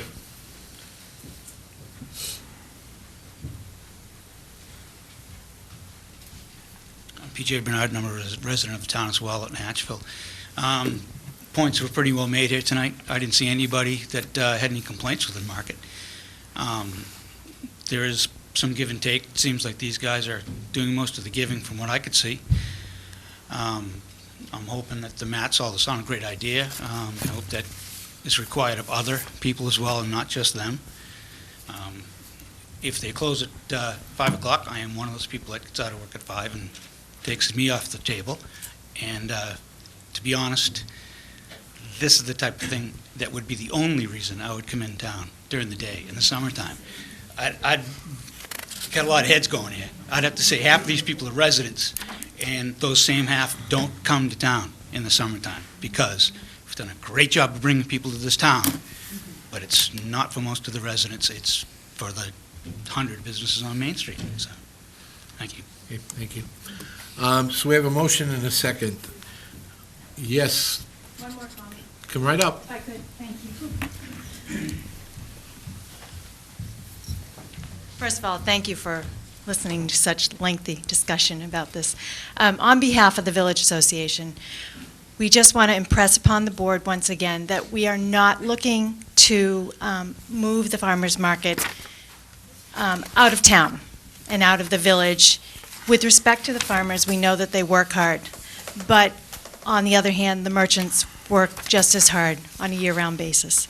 And they would like to see, as you had mentioned before, and to impress upon you, the coexistence of the downtown merchants and the Village Association working with these merchants to always better the community. We also want to see that the time is somehow curtailed to a shorter amount of time. We've talked about their existing 12 to 6. That's still a 6-hour window. Moving at 11 to 5 is still 6 hours. What we're looking for is a shorter time frame, and the comment was made earlier that the Village Association requests the use of Peg Noonan Park for many events. However, those events are usually a 1 to 2 or 3 hours at most on given holidays for events. And a lot of those events, if they're on a weekly basis, are usually children and parents and families accompanying, sitting together on chairs. And there's not the constant traffic. It's a sit down, watch a movie for an hour and a half, get up and leave. So I just want the board to take that into consideration because the merchants work very hard in this town. And I would hate to see the two come together and butt heads when we certainly enjoy the farmers market being in town. We just want coexistence. And I think if you would certainly, look at the time frame in which the permit is authorized, it would help to alleviate some of the issues that were brought to table tonight. Thank you. Yes, Pat. I would just, still more public comment. Just one more comment. No, you have to come to the microphone, and we're not going to do you're not going to have an opportunity to address back and forth No, here. okay, You just had a one more comment. comment. Our friend from the Village You're addressing Association. the board, you're not addressing any. Okay, our anyone in friend from the audience. Village Association discusses how the merchants are working year-round. A lot of these farmers also work year-round, and this is their livelihood in town. So there is give and take, but, you know, the merchants need to make their money, but so do the farmers. Thank you. So, One last comment, and that's it, folks, because we're not going to continue this. We have a long agenda this evening. My name's Jeff Hanna. I'm one of the newer residents here, been here for about 2 years.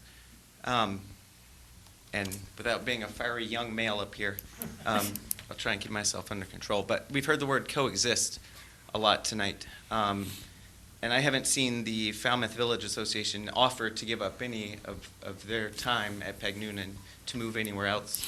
I also saw all of those motions set forth before we even got to the discussion of the farmers market using that space. So it was like you gave that space all away and then left it on the shoulders of the farmers market to figure out what they were going to do to make it better for everyone. And the other thing is, the whole thing with coexisting is that, in my opinion, and I think all the other locals here, the best restaurants here are the ones that are supporting and buying from the farmers market, like La Civetta, like the Glass Onion, and those are never empty. I mean, those places are always full. So I don't know. I think that's something the other businesses could learn from if we keep throwing this word coexist around. Thank you. Yes, Pat. I just want to add something to the motion, that we ask the DPW to look seriously at the suggestions from the landscape architect about doing something different other than mats. I can see those as being a huge issue and a very cumbersome issue for people every time they have to use Peg Union Park to put these mats down. So maybe they could look at some of that, talk with some of the landscape people here and see if they couldn't do something under the sod that would work a lot better. Okay. So if you add that, if you amend your motion to include that suggestion that they consult with a landscape architect. Sounds great. Okay. No more public comments, folks. I call it on that. So I have a motion and a second. All those in favor? Aye. Aye. Opposed? Ayes have it. Thank you.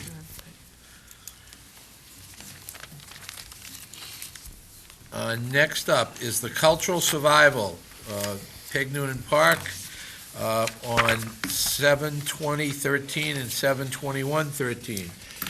We heard from the applicant today, and the applicant cannot be here this evening, so we'll reschedule the cultural survival at Peg Noonan Park. That application. Those are mine. We moved that one to February the 11th. Next up is discuss and approve submittal of grant for proposal of Coonamessett River from the Conservation Commission. Betsy, would you like to speak on this? How about we just take a vote and approve it? Not in the time slot, you're not going to get that. Go right ahead.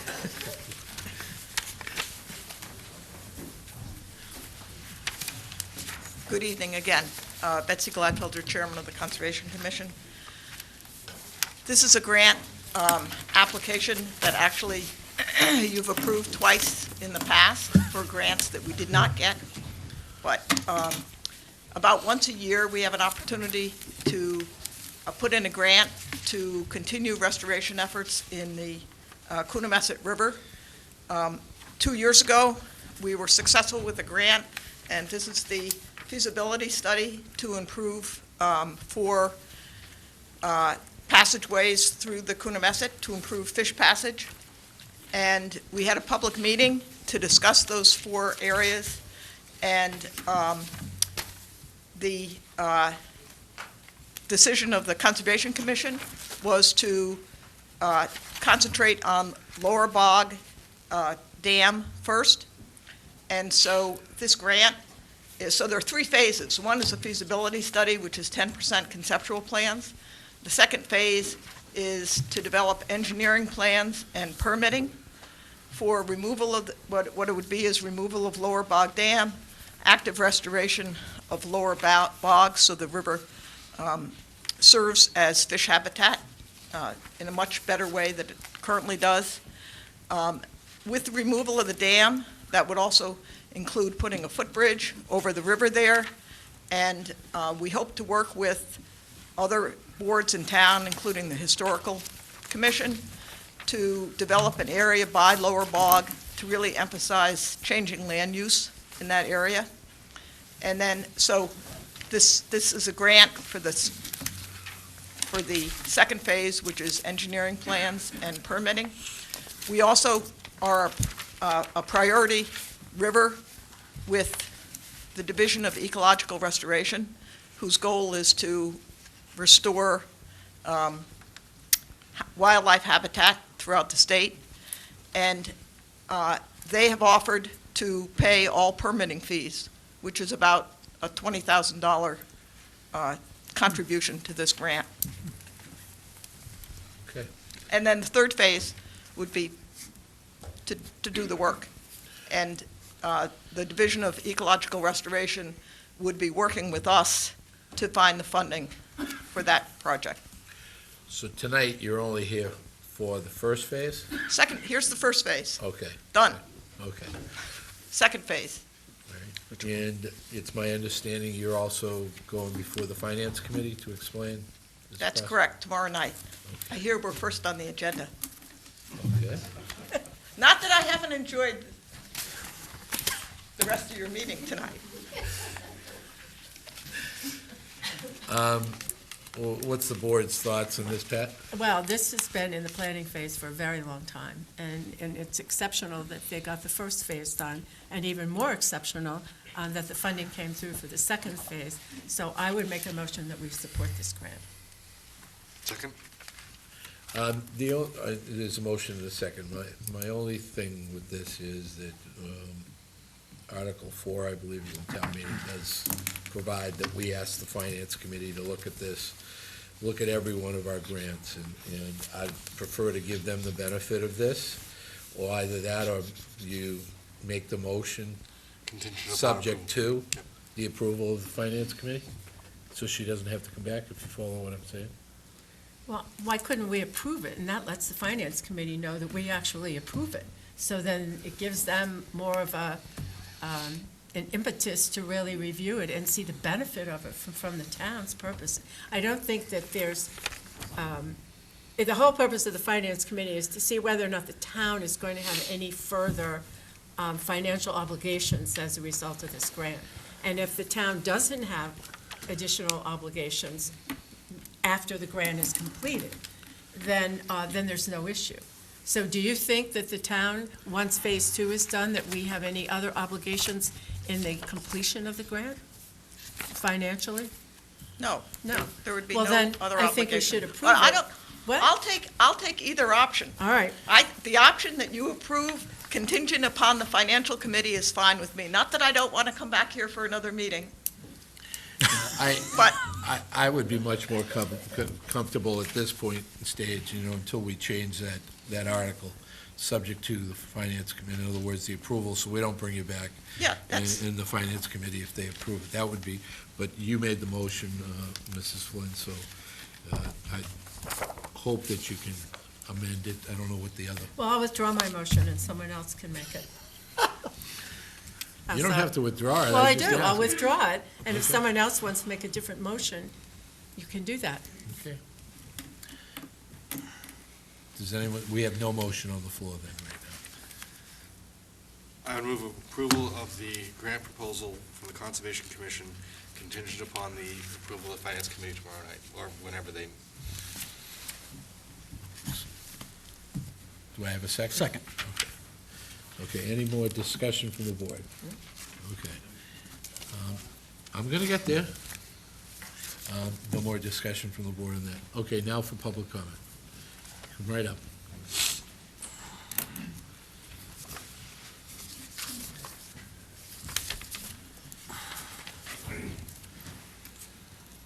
Mark Finneran again, Precinct 6. I've been a pretty constant participant in the wastewater meetings, and this, along with the driving range, I've brought up 6 or 8 times relative to using this bog, using plantings in there to uptake the nitrogen before it makes its way into the embayments. And every time I brought it up, I mean, heads spin around. I mean, I really got no answer. The last time I brought it up was with Brian Howes a couple of weeks ago in the Herman room, and I really didn't get much of an answer out of him.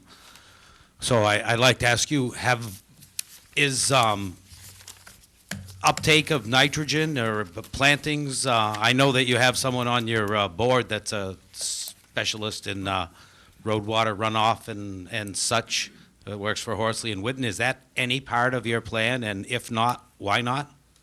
Through the chair. If you'd like to answer that, go right ahead, Betsy. Is that what they call attenuation? I'm not quite sure. In fact,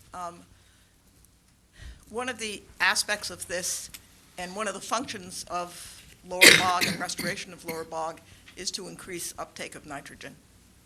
So that is part of this. Okay, thank you. Any other public comment? Yes, come right up.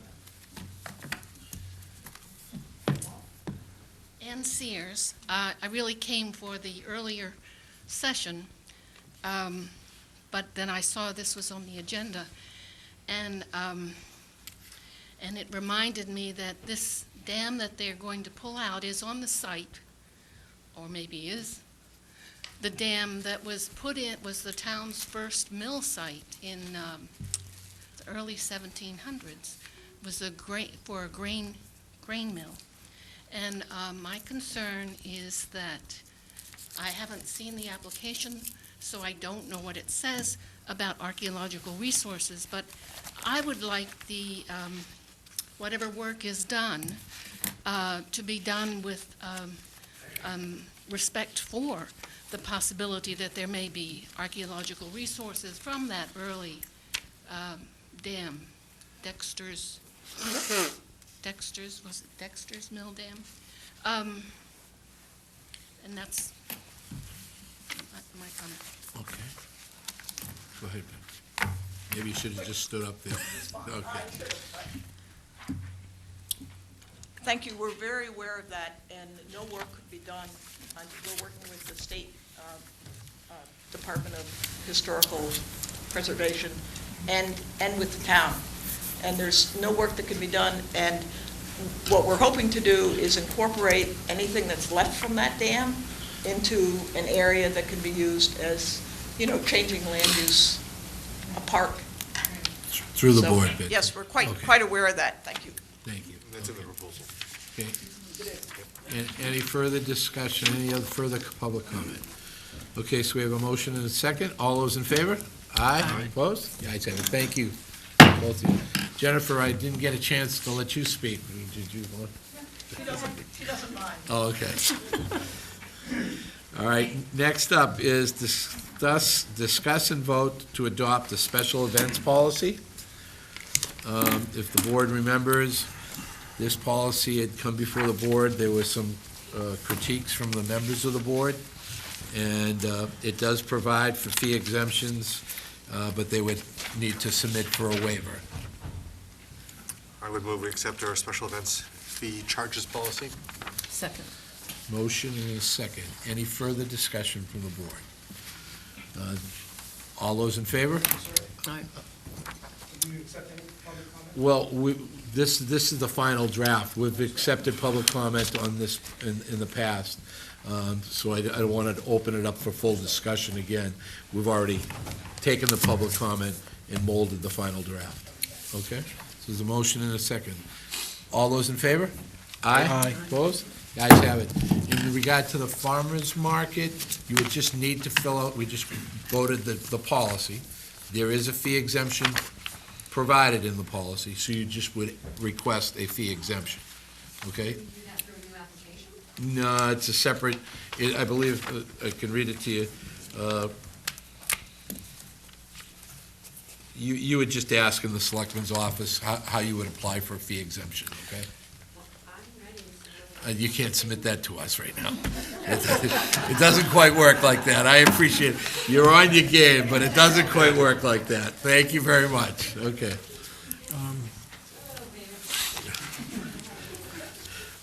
Next is to vote and create added positions to the Department of Marine and Environmental Services. If the board remembers right, these positions are part of the reorganization of the Marine and Environmental Services, and it was a merger. There are some positions that are new and funded, one position, and there is one position on here that they're looking to authorize, but is not funded for this coming year and is not on the budget for this coming year. Yes. Go ahead. I was going to say. Oh, she had her hand up first, though. Oh, you did? Okay. This is just to create. It Just has to create. nothing to do with the funding. It just creates the position and puts it in the classification plan. The other piece to it about the funding is in a different place. Okay, but I'd like to Okay. make some And comments. it also takes 4 votes of the board to create positions. The Just re- so we know, and only 4 of us here. Go ahead, Dave. The reason I want to discuss letter D, natural resource technician, was, as you recall, when the town manager proposed this merger, in my many conversations with him, which he'll admit to, and talking to other people, I had gone back to the public to get the support for this because we were saving, and the figure I was given was $35,000. And as you recall, a couple of weeks ago, when we were going over the budget, in essence, what happened was the position was going to be funded with that savings, but Heather removed it. My thing is, and shame on David Braga for not realizing that the savings I was told and actually promised was not going to be in perpetuity. I thought it was going to be forever, but it appears now that someday these savings are going to be taken. Now, I've been advised that this natural resource technician is going to have a lot to do with inventorying and maintaining our open space. And I would just like to say that I had a conversation once with Dave Bailey about, and believe me, I am all for open space, that every time we buy a piece of land, that the revenue is then shifted to the other taxpayers because, the rest of the taxpayers, because that land is no longer, the taxes for that piece of land are not paid by us, of course, so the taxpayers have to assume whatever taxes they were. But secondly, when your taxes rise to make up that difference, hence the 3% that goes to the CPC also rises on your tax bill.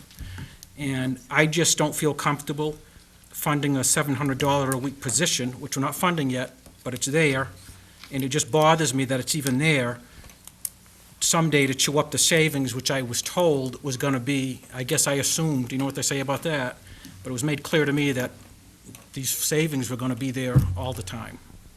And I just felt I needed to say that, so. Well, that, you bring up a good point. It was my assumption, though, that this is only going to be a part-time position when in fact we fund that. Originally this year, it was in the budget as a part-time position. And it's $35,000. As a part-time position? Absolutely. Yeah, well, it's not in the budget any longer, so I don't. That was the figure. I don't have the I don't know. details. The night I brought it up, Mr. Chairman, in the budget, I said, why is there only a $2,000 difference? That was the night we had, and Heather removed it, and the figure is $35,000, and that, so, anyway. No, it's not in the budget this Yeah. year, but we are voting to create the position this year, so. Are we going to do these individually, or do I have to vote Sure. against the whole article? No, we Okay. can do them individually.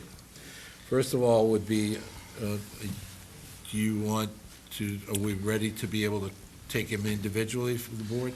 I just Doug? want to clarify, these are replacing positions that are presently either under Department of Natural Resources or under... In some situations. Right. This one is new. I understand that. Yeah, yeah. But are there, at some point, do we delete those other positions, or do we not need to do that piece of bookkeeping? That will be done in the town meeting. Okay. That will go to town meeting for deletions. Okay, great. It's just creations. See, the charter requires that any time a position is created, that the board has to vote to create it, and it has to be a four votes of the board, a supermajority. So otherwise, the position doesn't get created. Now, whether it gets funded or not comes under the budget. Yep. So funding it is a totally different thing. So if a position is created and it's not been funded in the budget, it doesn't get filled. until a later time when it comes back again for review. And whatever the salary issues or the budget issues are would come back up when it comes for review. Okay. So the first one would be the Director of Marine and Environmental Services / Harbor Master. Motion to approve? Motion to approve. Second. Okay, motion and second. Any further discussion? All those in favor? Aye. Opposed? The ayes have it. Deputy Director, MES, Shellfish Constable. Motion to approve, Mr. Chairman. Motion to approve. Second. Motion and a second. Any further discussion? All those in favor? Aye. Opposed? The ayes have it. Maintenance Worker, G6, grade G6. I make a motion to approve maintenance worker G6, Mr. Chairman. Motion and a second. Any further discussion from the board? All those in favor? Aye. Opposed? Ayes have it. Natural Resources Technician. Is there any further discussion? Let's take the motion. Motion to approve? Motion to approve. Do I have a second? Second. Motion and a second. Any further discussion? All those in favor? Aye. Opposed? Okay, the motion does not carry. Principal Office Assistant, G8. Motion to approve? Motion to approve? Second. In a second. Any further discussion? All those in favor? Aye. Opposed? Ayes have it. Field Supervisor, Natural Resources Officer. That's a G10. Motion to approve. Motion to approve. Any further discussion? Second? Okay, I'm sorry. Any further discussion? All those in favor? Aye. Opposed? The ayes have it. Seasonal Assistant Harbor Master, Dock Master, 1. It's a SG. seasonal SG8. Motion to approve. Motion to approve. Second? A second. Any further discussion? All those in favor? Aye. Opposed? Ayes have it. Seasonal Assistant Harbor Master, Constables. There's Motion. 2 of those. Motion to approve. Second? Motion and a second. Any further discussion? All those in favor? Aye. Opposed? The ayes have it. Seasonal Senior Waterways Assistant, there's 2 of those. Motion to approve. Second? Motion and a second. Any further discussion? All those in favor? Aye. Opposed? The ayes have it. Seasonal Waterways Assistant, 4 of them. Those are SG3 grades. Motion to approve, Mr. Chairman. Second? Motion and a second. Any further discussion? All those in favor? Aye. Opposed? The ayes have it. Okay, everything was approved except the Natural Resources Technician. The position is not funded this year anyway, so we can come back and discuss that at a future time. What's new positions? Vote articles and execute the warrant. Articles, adopt.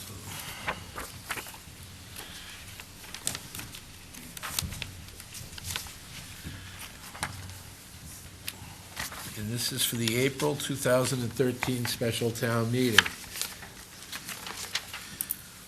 Again, this is for the board. Okay, if the board would like, we'll go right down page by page. So page 1 would be Article 1, 2, and 3. I'll move Articles 1, 2, and 3. Motion. Do I have a second? Second? Motion and a second. Any further discussion? All those in favor? Aye. Opposed? The ayes have it. Articles 4, 5, 6, 7, 8, 9. Wait a minute, this is, We've got a little problem with the Article 5. yeah, what's Article 5?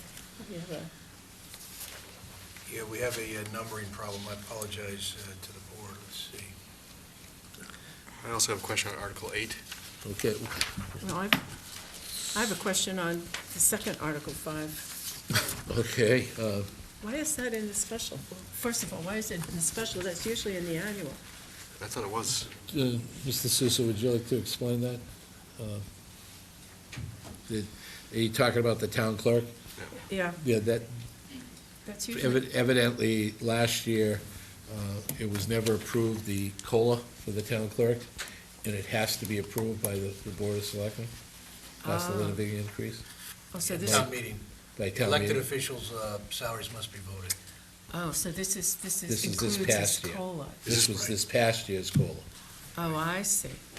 Oh, okay. Well, then it does belong in here, but it needs a different number. Right, I would just say, it looks like a Scrivener error on the numbering. I'll just advise the board with your Well, if we make it concurrence. Article 8 and then move all the others up Right. one, Each one would be, then that would its number solve the plus one. problem. Okay, just so the board knows. Okay. That'll be so confusing at the end, but that's fine. Starting with Doug, did- Article 8, everything is Okay. added. Added Plus another Doug, did digit. you, we're talking about page 2. Do you have any questions about any articles on page 2? I do have a question on the Article 8 that actually is listed The as first Article 8 or the second 8? The one that is not the town clerk article. Oh, yes. Okay, go right ahead. Just a question as to whether, this is not something that we as a board have discussed, that we are requesting the finances for this, that we had requested the finances from the building committee. And so I'm just a little concerned about the language saying that we are requesting this. Is that only with our And vote? Let me explain to you. Okay. This was, Selectman Putnam had called and asked to put this article on the warrant. We had requested from the school building committee for them to fund this, and they respectfully declined. So Selectman Putnam wanted to put this on the town meeting warrant. Again, out of respect for him and not being here this evening, I'm not going to argue his case, but in my policy typically is members of the board, if they request something to be on an agenda item or something of this nature, I do try to accommodate them. Again, this board will also have an opportunity to make a recommendation on this article as we move forward. We'll be making recommendations on all these articles. It seems a little bit odd for us, if we wanted to vote against it, to make a recommendation against an article that we're requesting, however, and I just am a little unclear as to how that logistically works. Well, again, just because we put something on the warrant does not mean that we're going to make a positive, okay. Well, I was just Yep. going to say, this is not a petition article No, by a it's not. selectman. It's one selectman asking the board to support the article. And I think, and it's unfortunate that Selectman Putnam isn't here tonight, but we have had several discussions about this, about the cost, about what the actual benefit would be. The audits have been done, reviews have been done, and I think he was looking at a cost factor up to something like $25,000 in that range. That's correct. So I think we should discuss it as a board. It's unfortunate he's not here, but I agree with Doug that either we're going to vote to put this on the warrant, or we're not going to vote to put it on the warrant. And frankly, I'm not inclined to put it on the warrant, because I don't think that and we've had this discussion at other board meetings, that there's really any real benefit to this. I think the school building authority has already done their audit in terms of the cost. The school building committee here has already done it. The school committee's looked at it. I think it's been looked at from several different ways, and I don't see that we will gain any benefit from having this kind of a review. I think I agree with that, but I just wonder if, in respect to Selectman Putnam, that we leave it on there and we can discuss it and recommend definite postponement, if, as a board, we're not actually supportive of the article, that we could still have it on the warrant, but our recommendation can be that we, as the people putting on the request, are now withdrawing the request. That's exactly my thoughts on this, and quite candidly, I think that this will continue to dwell out there unless we address it one way or the other, and I think we'll finally put this issue to bed one way or the other. I've had an opportunity, unlike other members of the board, to attend most of those school building committee members, because I was the selectman's liaison after the project started to go awry. And so I had that benefit, not everyone did, and out of respect to Selectman Putnam, I think we can make that recommendation, either indefinite postponement or positive when the time comes to make a recommendation. So I know, Pat, that you just don't want it on the warrant, but I think that especially in this situation, that I would look to put it on the warrant. I understand everyone's feelings, specifically the people on that school building committee, but I think we can have a full discussion on this issue before town meeting, this board can. So, are we taking them all together, or we want to talk about this one here? I think we should take that one separately. Okay, so we're on page 2. Any other questions on other articles on page 2? So how about we take the vote on page 2 with the exception of the new Article 9. I have a motion? A motion to approve? Motion? Second? Second. Okay. On Article 9, the new Article 9, which was 8, do I have a motion? Oh, we didn't vote on the others. Yeah, we just did. I Oh, took we everything did? except Article 8. I didn't hear the vote. I didn't hear the vote. I was supposed to. Oh, be okay, reading we'll this. vote again. No, you don't have Did to I- vote again. Okay. Do you think, no, we didn't vote on it. We had a motion and a Okay, second. so all those in favor? Aye. Aye. Opposed? Starting to go loopy over here. Yeah. Let's come back to Article 8, 9, with the new Article 9. So do I have a motion? This is to put it on the warrant. I'll make a motion to put new water, I don't know how to, is it, we're gonna call it Article 9, right? Yeah, it's gonna be. I make a motion to put Article 9 on the warrant, Mr. Chairman. Okay, I'll second the motion. I'll call for the vote. All those in favor? Aye. Opposed? No. No. Okay. Does not, okay. Page 3. That fails, Mr. That Chairman. fails. That's right. Yeah, Yeah. okay. Only 2 votes. Right. So now we go back to old numbering. Pardon me? Now the old We'll go numbering back works. to That's true. I didn't think about that. You did that for a reason, didn't you? Okay, page 3 is Articles 16 through 21. Well, I make a motion, Mr. Chairman, for 16, 17, 18, 19, 20, and 21, those articles be placed on the warrant. Maybe we should, just because I know there's folks out there, Article- hold Article 21 and read it into the record. Okay, well, Okay? all right. Well, let's do I'll read it into the record after we want to do the first ones. I'll make a Sure. motion to approve 16, 17, 18, 19, and 20, Mr. Chairman. Second. Motion and a second. Any further discussion? All those in favor? Aye. Opposed? Excuse me, sir, are you taping? Yeah. You need to ask, okay? From now on, you need to ask when you tape anything at a Board of Selectmen's meeting. Thank you. Okay? You want to, well, no, just identify yourself for the record? Thank you, okay.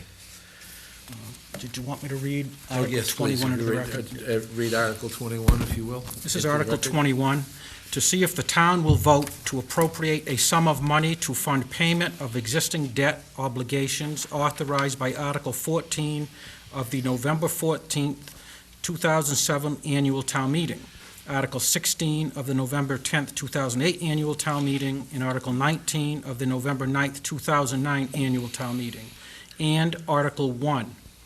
Article 2 and Article 3 of the June 29th, 2009 special town meeting for the purposes of constructing, repairing, and maintaining 2 town-owned wind turbines known as Wind 1 and Wind 2, located at the Falmouth wastewater facility on Blacksmith Shop Road, and to raise any additional revenue required to fund the town's wind energy program, and to determine how the same shall be raised and whom expended, or to take any other action.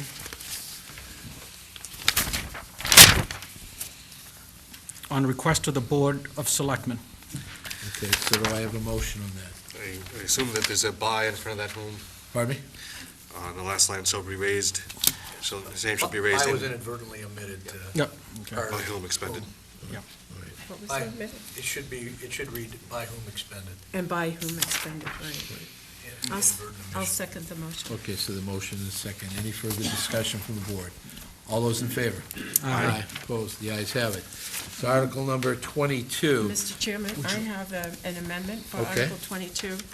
Article 22 reads, "To see if the town will vote to appropriate a sum of money to fund the costs to mitigate the neighborhood impacts of 2 town-owned wind turbines known as Wind 1 and Wind 2, located at the Falmouth wastewater facility on Blacksmith Shop Road, including without limit to dismantle and dispose, and I would like to add, or relocate, both turbines, including all engineering, design costs, et cetera.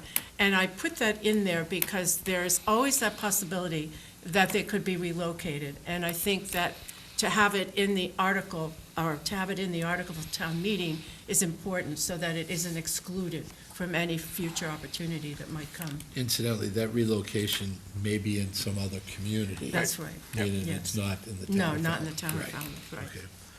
So do you want to finish reading the rest of it? In other- Okay. Including all engineering and design costs and any other expenses relative thereto, or for other appropriate measures, and to determine how the same shall be raised and by whom expended, or to take any other action on the matter on request of the Board of Selectmen.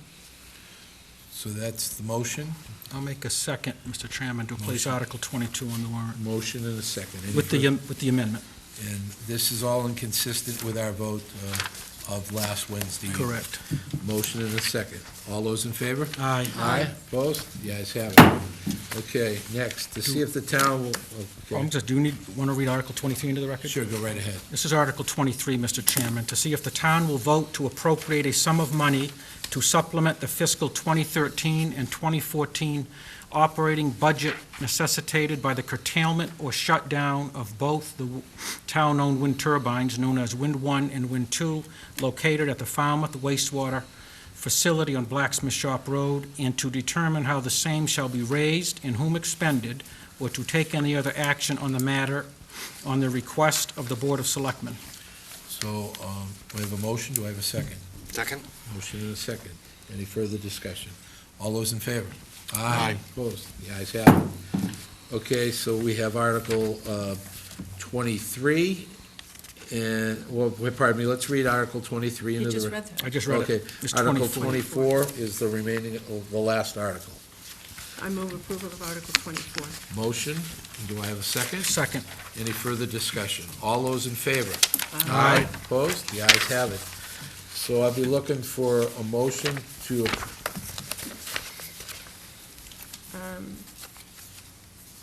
To the constables of the town of Falmouth, greetings. In the name of the Commonwealth, you are hereby directed to notify and summons the inhabitants of the town of Falmouth who are qualified to vote in town affairs to meet at Memorial Auditorium, Lawrence School, Falmouth, Tuesday, April 9th, 2013, at 7 p.m.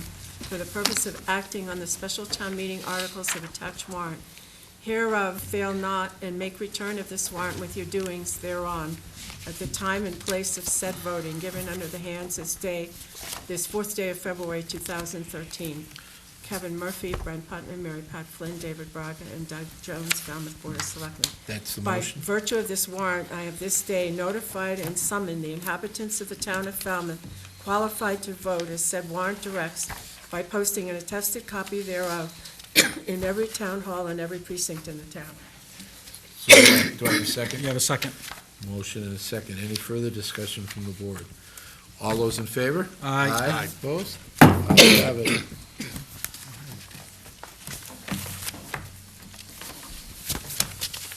Okay.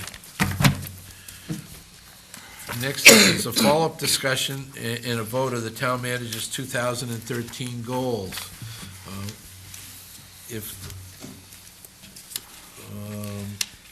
the board remembers that we discussed Mr. Suso's goals last week, and we had taken a look, asked to take a little more time to discuss those goals. And I think one of the things that we spoke of last week was to possibly just make some of these the over and aboves. Some of these goals maybe could be considered for the day-to-day part of the town manager's job. And one of the issues that I know I spoke of last week is complete the town hall administrative office analysis, and the town manager added begin the implementation. And I know that will include folks like town council and the such.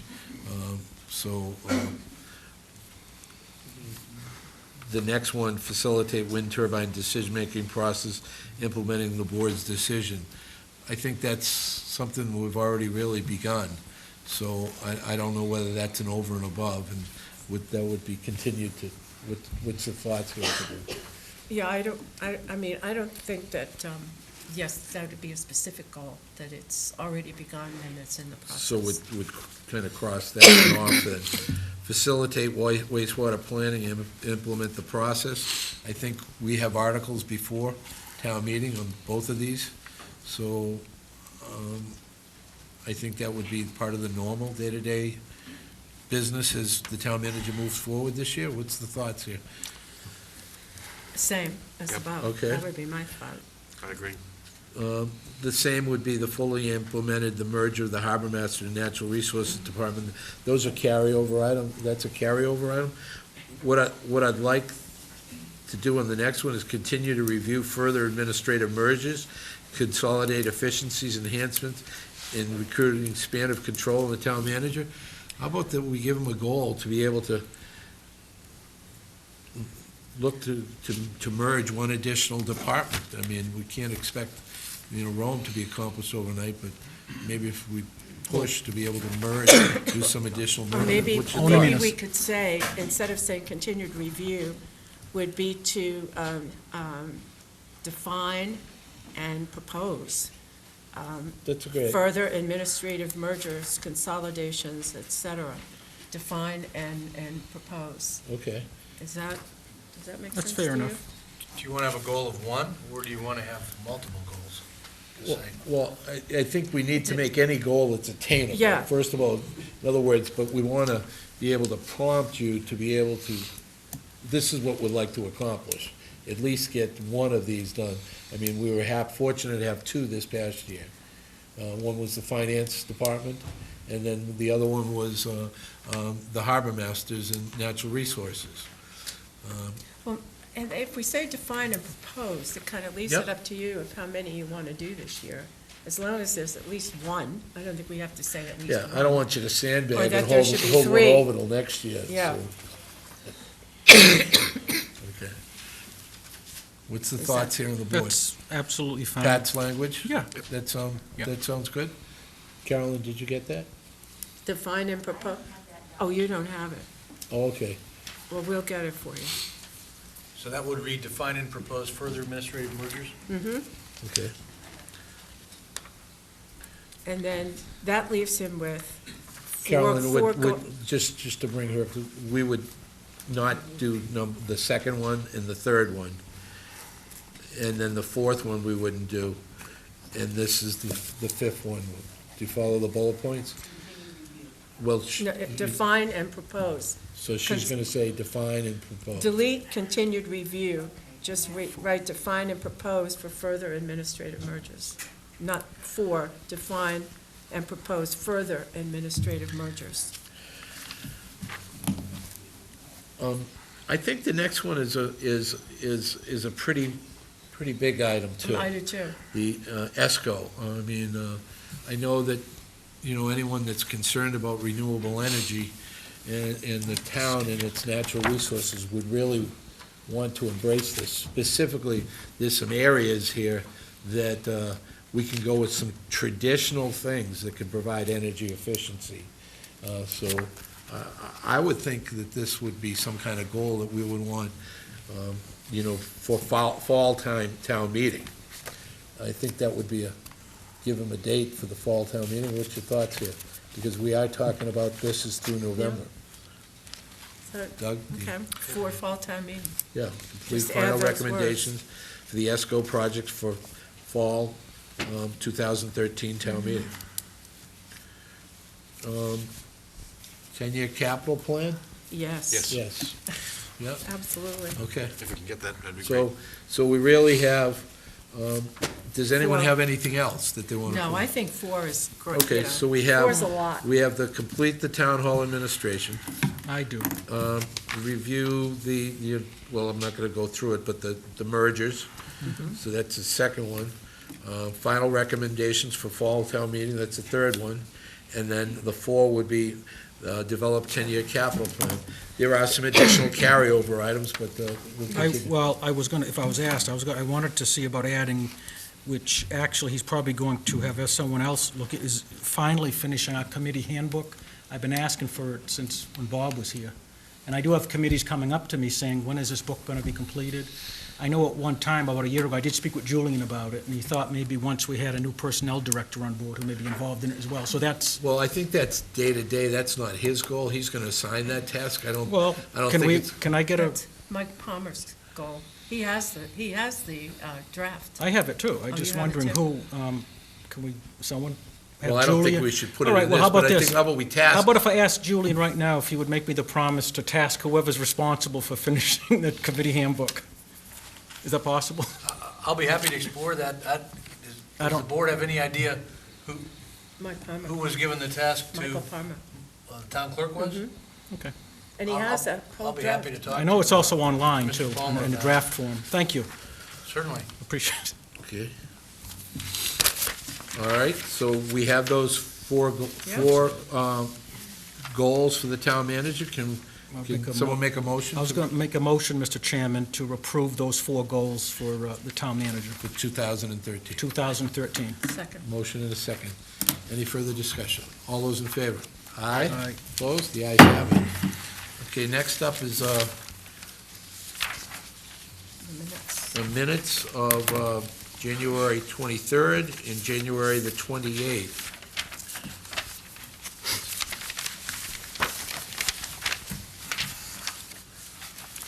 These are the long ones. Right, this is there's This is the public hearing. comment is Yeah, the public hearing. the public hearing with I the, move approval of the minutes of January 23rd. okay, so we have a motion on that. David, you're gonna have to second that. Doug wasn't here. Second, yes, I second Pat's motion. Motion and a second. Any further discussion from the board? All those in favor? Aye. Oops, wrong hand. Opposed, abstained? One abstain? One abstention. I do want to comment that you got here just as the meeting was ended and tried to get here during the meeting. Wait a minute. Next is the minutes of January the 28th. I move approval of the minutes of January 28th with one correction. And that's on page 3, in the second paragraph. Mr. Grosser, his name is Grosser, Okay, and other than, that's all. so you're going to make That's a my motion motion. with that, with the With that exception of that? correction, yeah. Second. Motion and a second. Any further discussion? All those in favor? Aye. Opposed? The ayes have it. Summary of actions. Let me go right down the list. Director of Marine Environmental, oh, pardon me, I'm sorry, wrong list. Second page. Second page. Authorize the town manager to approve refinancing of 16 Esker Place in accordance with DHCD's consent to refinance. Vote to authorize Green Communities Division Owner's Agent Technical Assistant Grant. Approve request for special event, MDSC, Buddy Walk, by the Sea, Marina Park on 7/27/13. Number 4, approve request for special event, Falmouth Classic Car Club, Marina Park, 5/19/62, 7/7, 8/4, and then a backup date would be 9/8. Number 5, approve request for special event, Falmouth 500 Road Race, Falmouth Heights on 3/14, 324? pardon me, 3/24. Number 6, approve request for special event, annual plant sale, Town Hall Square, Falmouth Beautification Council on 5/11/13. And then number 7, approve request for a fee waiver, annual plant sale, Falmouth Beautification Council. So there was none held. Do I have a motion to approve all? Motion to approve all. Second. Motion and a second. Any further discussion? All those in favor? Aye. Opposed? The ayes have it. Thank you. Not a problem. It's all night. Sorry to keep you here all night. All right.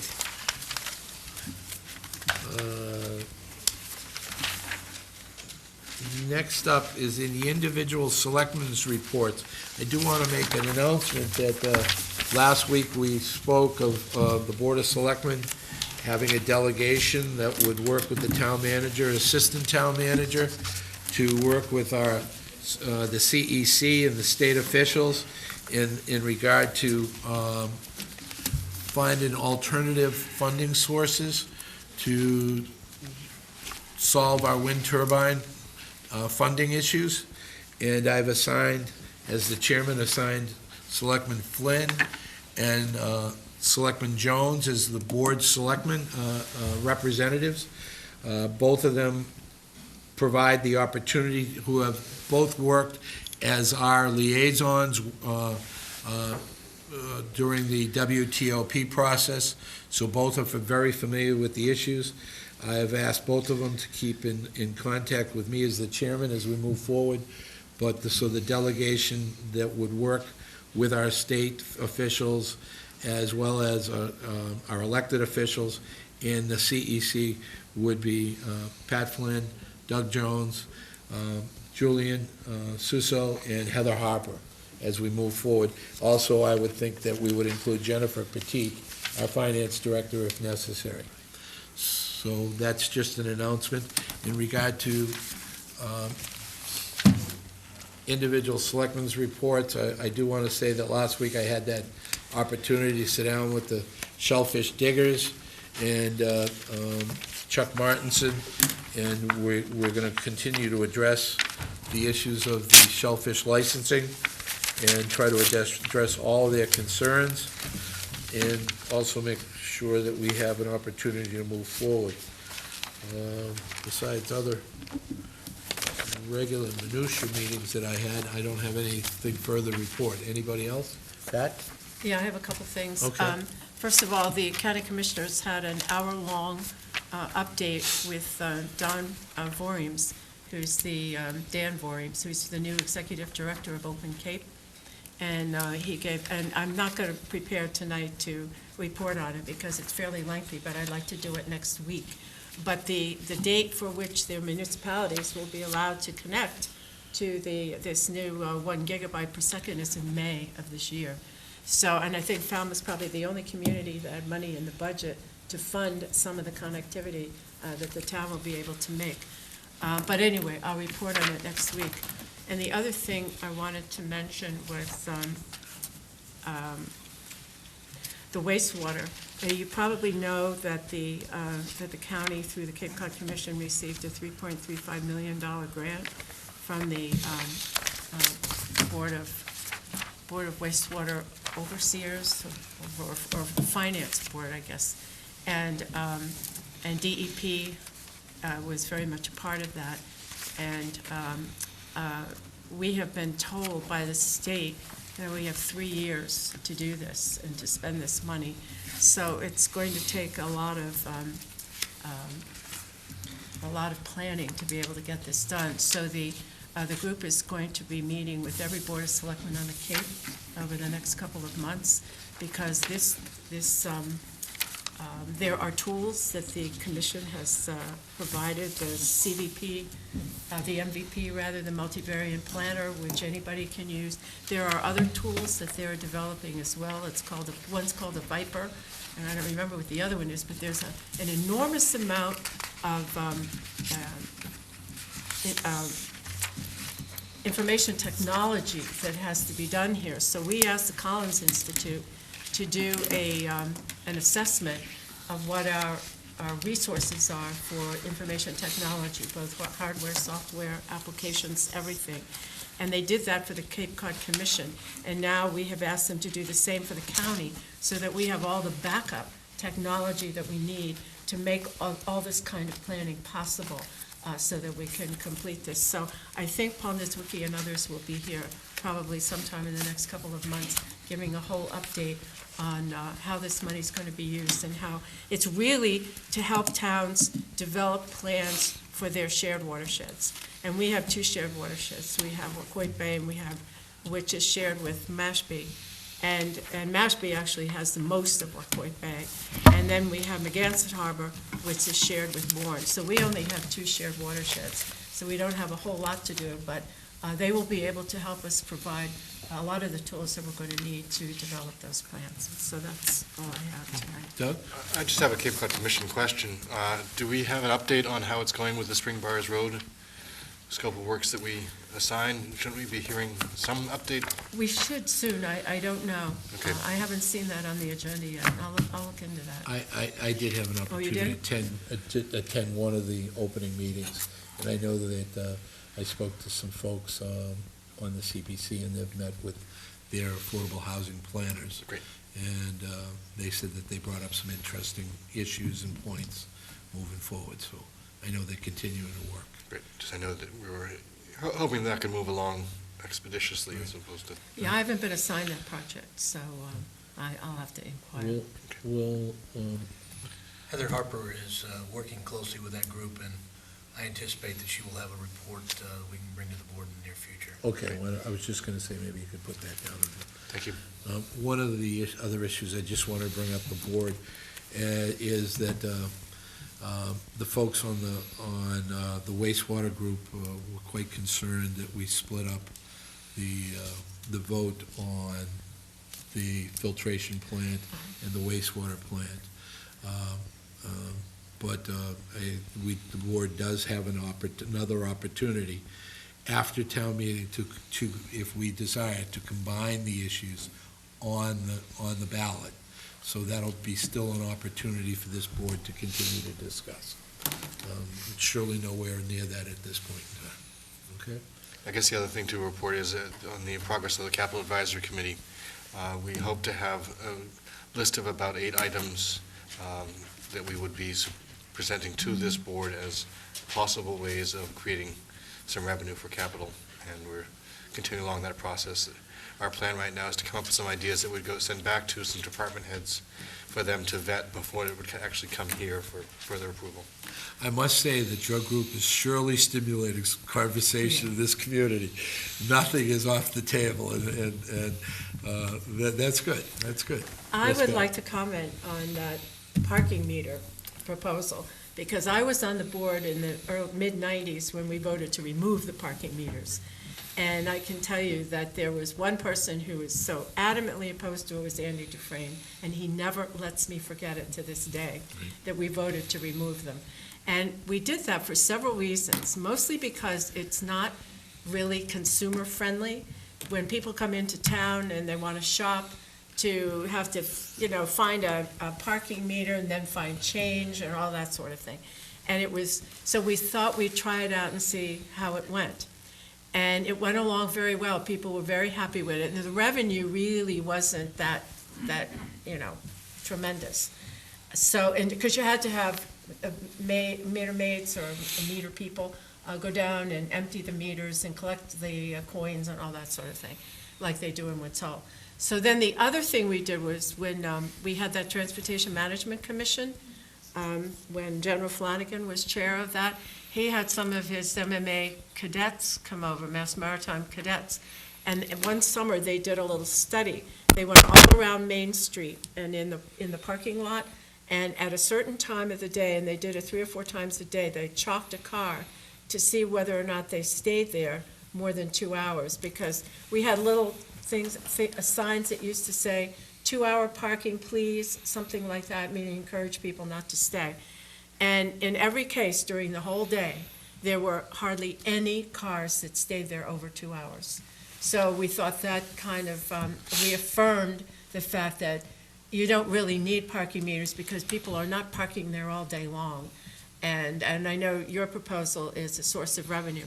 But you may know that in some of the other cities across the country and in Europe, they have these little sort of like coupon boxes where you go in and you put your money in and get a coupon and put that on the car, so you don't have to have people that every single parking space has to have a meter.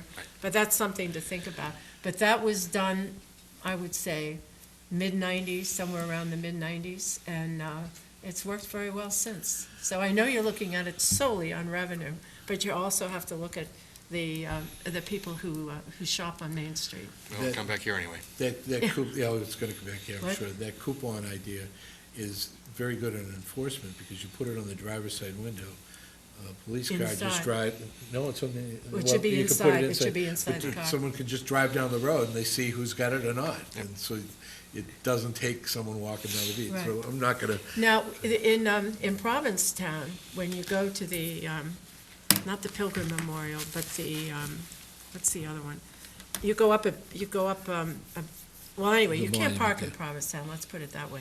You have to find a parking lot to park in. And the day I went for this dedication, right at the road that goes up to wherever I was going, I pulled in a parking lot, and they have a machine there. And you can put your credit card in, or you can put bills in, or whatever, and you have to estimate how long you're gonna be there. And you put the time in, and then it tells you how much you owe, and you put that in. If it's on a credit card, it's real easy. And then you push something, and out comes your little ticket. And then you put it inside your car on the, in front of the windshield, so that the people who have the lot know how long people are there. And I'll tell you, if you did anything, that works a whole lot easier than parking meters. okay, anything else from the board before we go to the town manager's report? Oh, yes.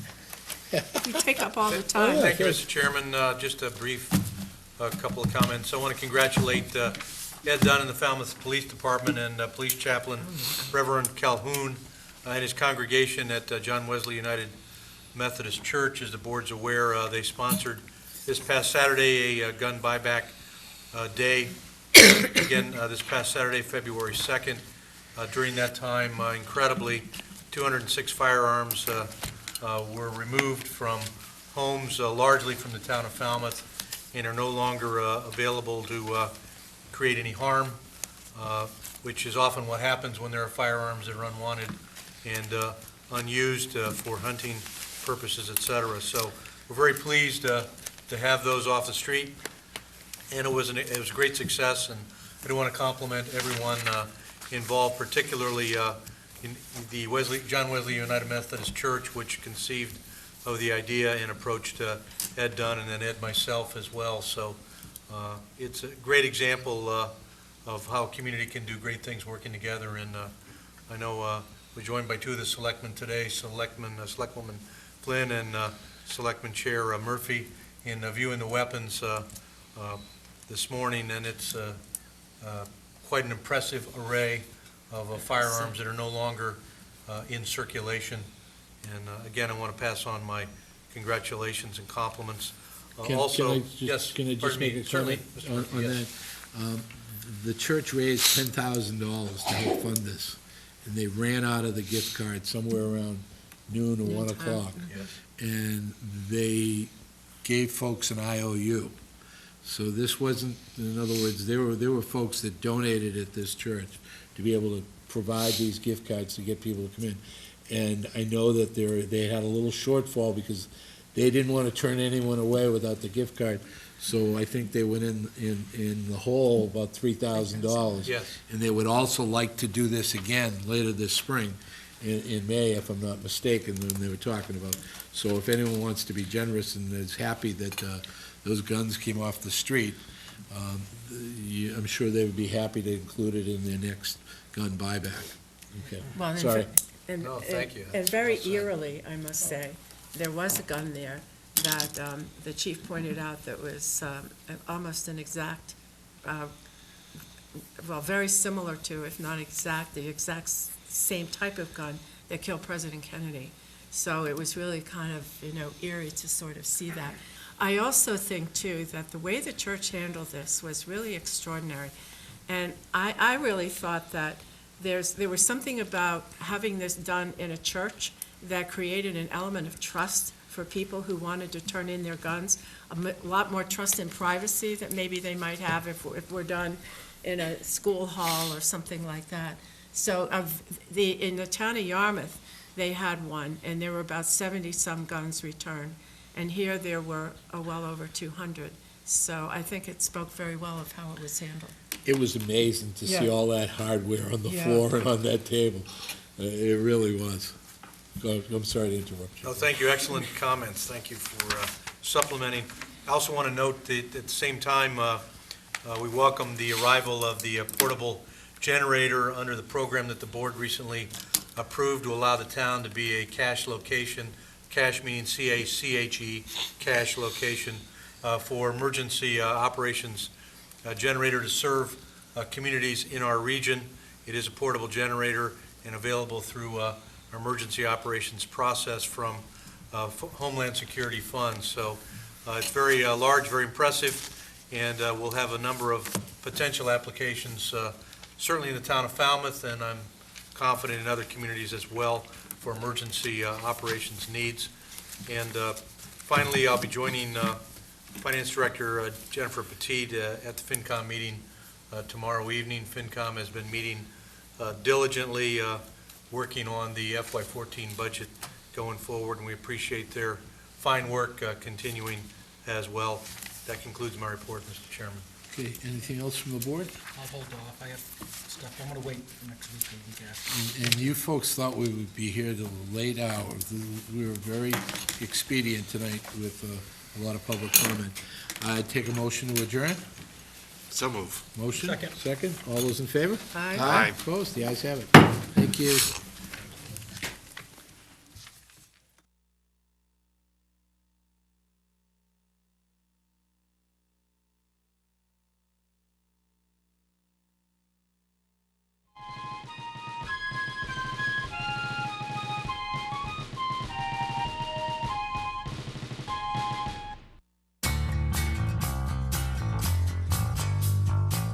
Cavosa Excavating is a family-owned and operated company specializing in the installation of Title V septic systems. Cavosa Excavating is one of the largest septic system installers on Cape Cod. Whether it's upgrading your current system or installing a whole new system, Cavosa Excavating can do the job. Cavosa Excavating, 508-563-5530. Founder Abraham Penn taught a valuable lesson that has been part of a tradition since 1919 when he said, "I'd rather make a friend than make a sale." For more than 90 years, Puritan has been making friends as a unique family-owned company right here in Cape Cod. At Puritan Cape Cod on 199 Main Street, as well as Chatham, Mashpee, and Hyannis, you'll find the latest in men's and women's clothing, as well as ski and tennis equipment, and much more. Puritan Cape Cod, 548-0116 or PuritanCapeCod.com. Green Harbor Waterfront Lodging is nestled in a woodland setting on a picturesque ocean inlet. Green Harbor offers so much for a fun-filled yet affordable family waterfront vacation. Enjoy our private boating beach with ramp and dock, free rowboats and paddle boats, oversized heated outdoor pool and kiddie pool. You'll enjoy our attractive waterfront and beachside accommodations. So visit us online at gogreenharbor.com.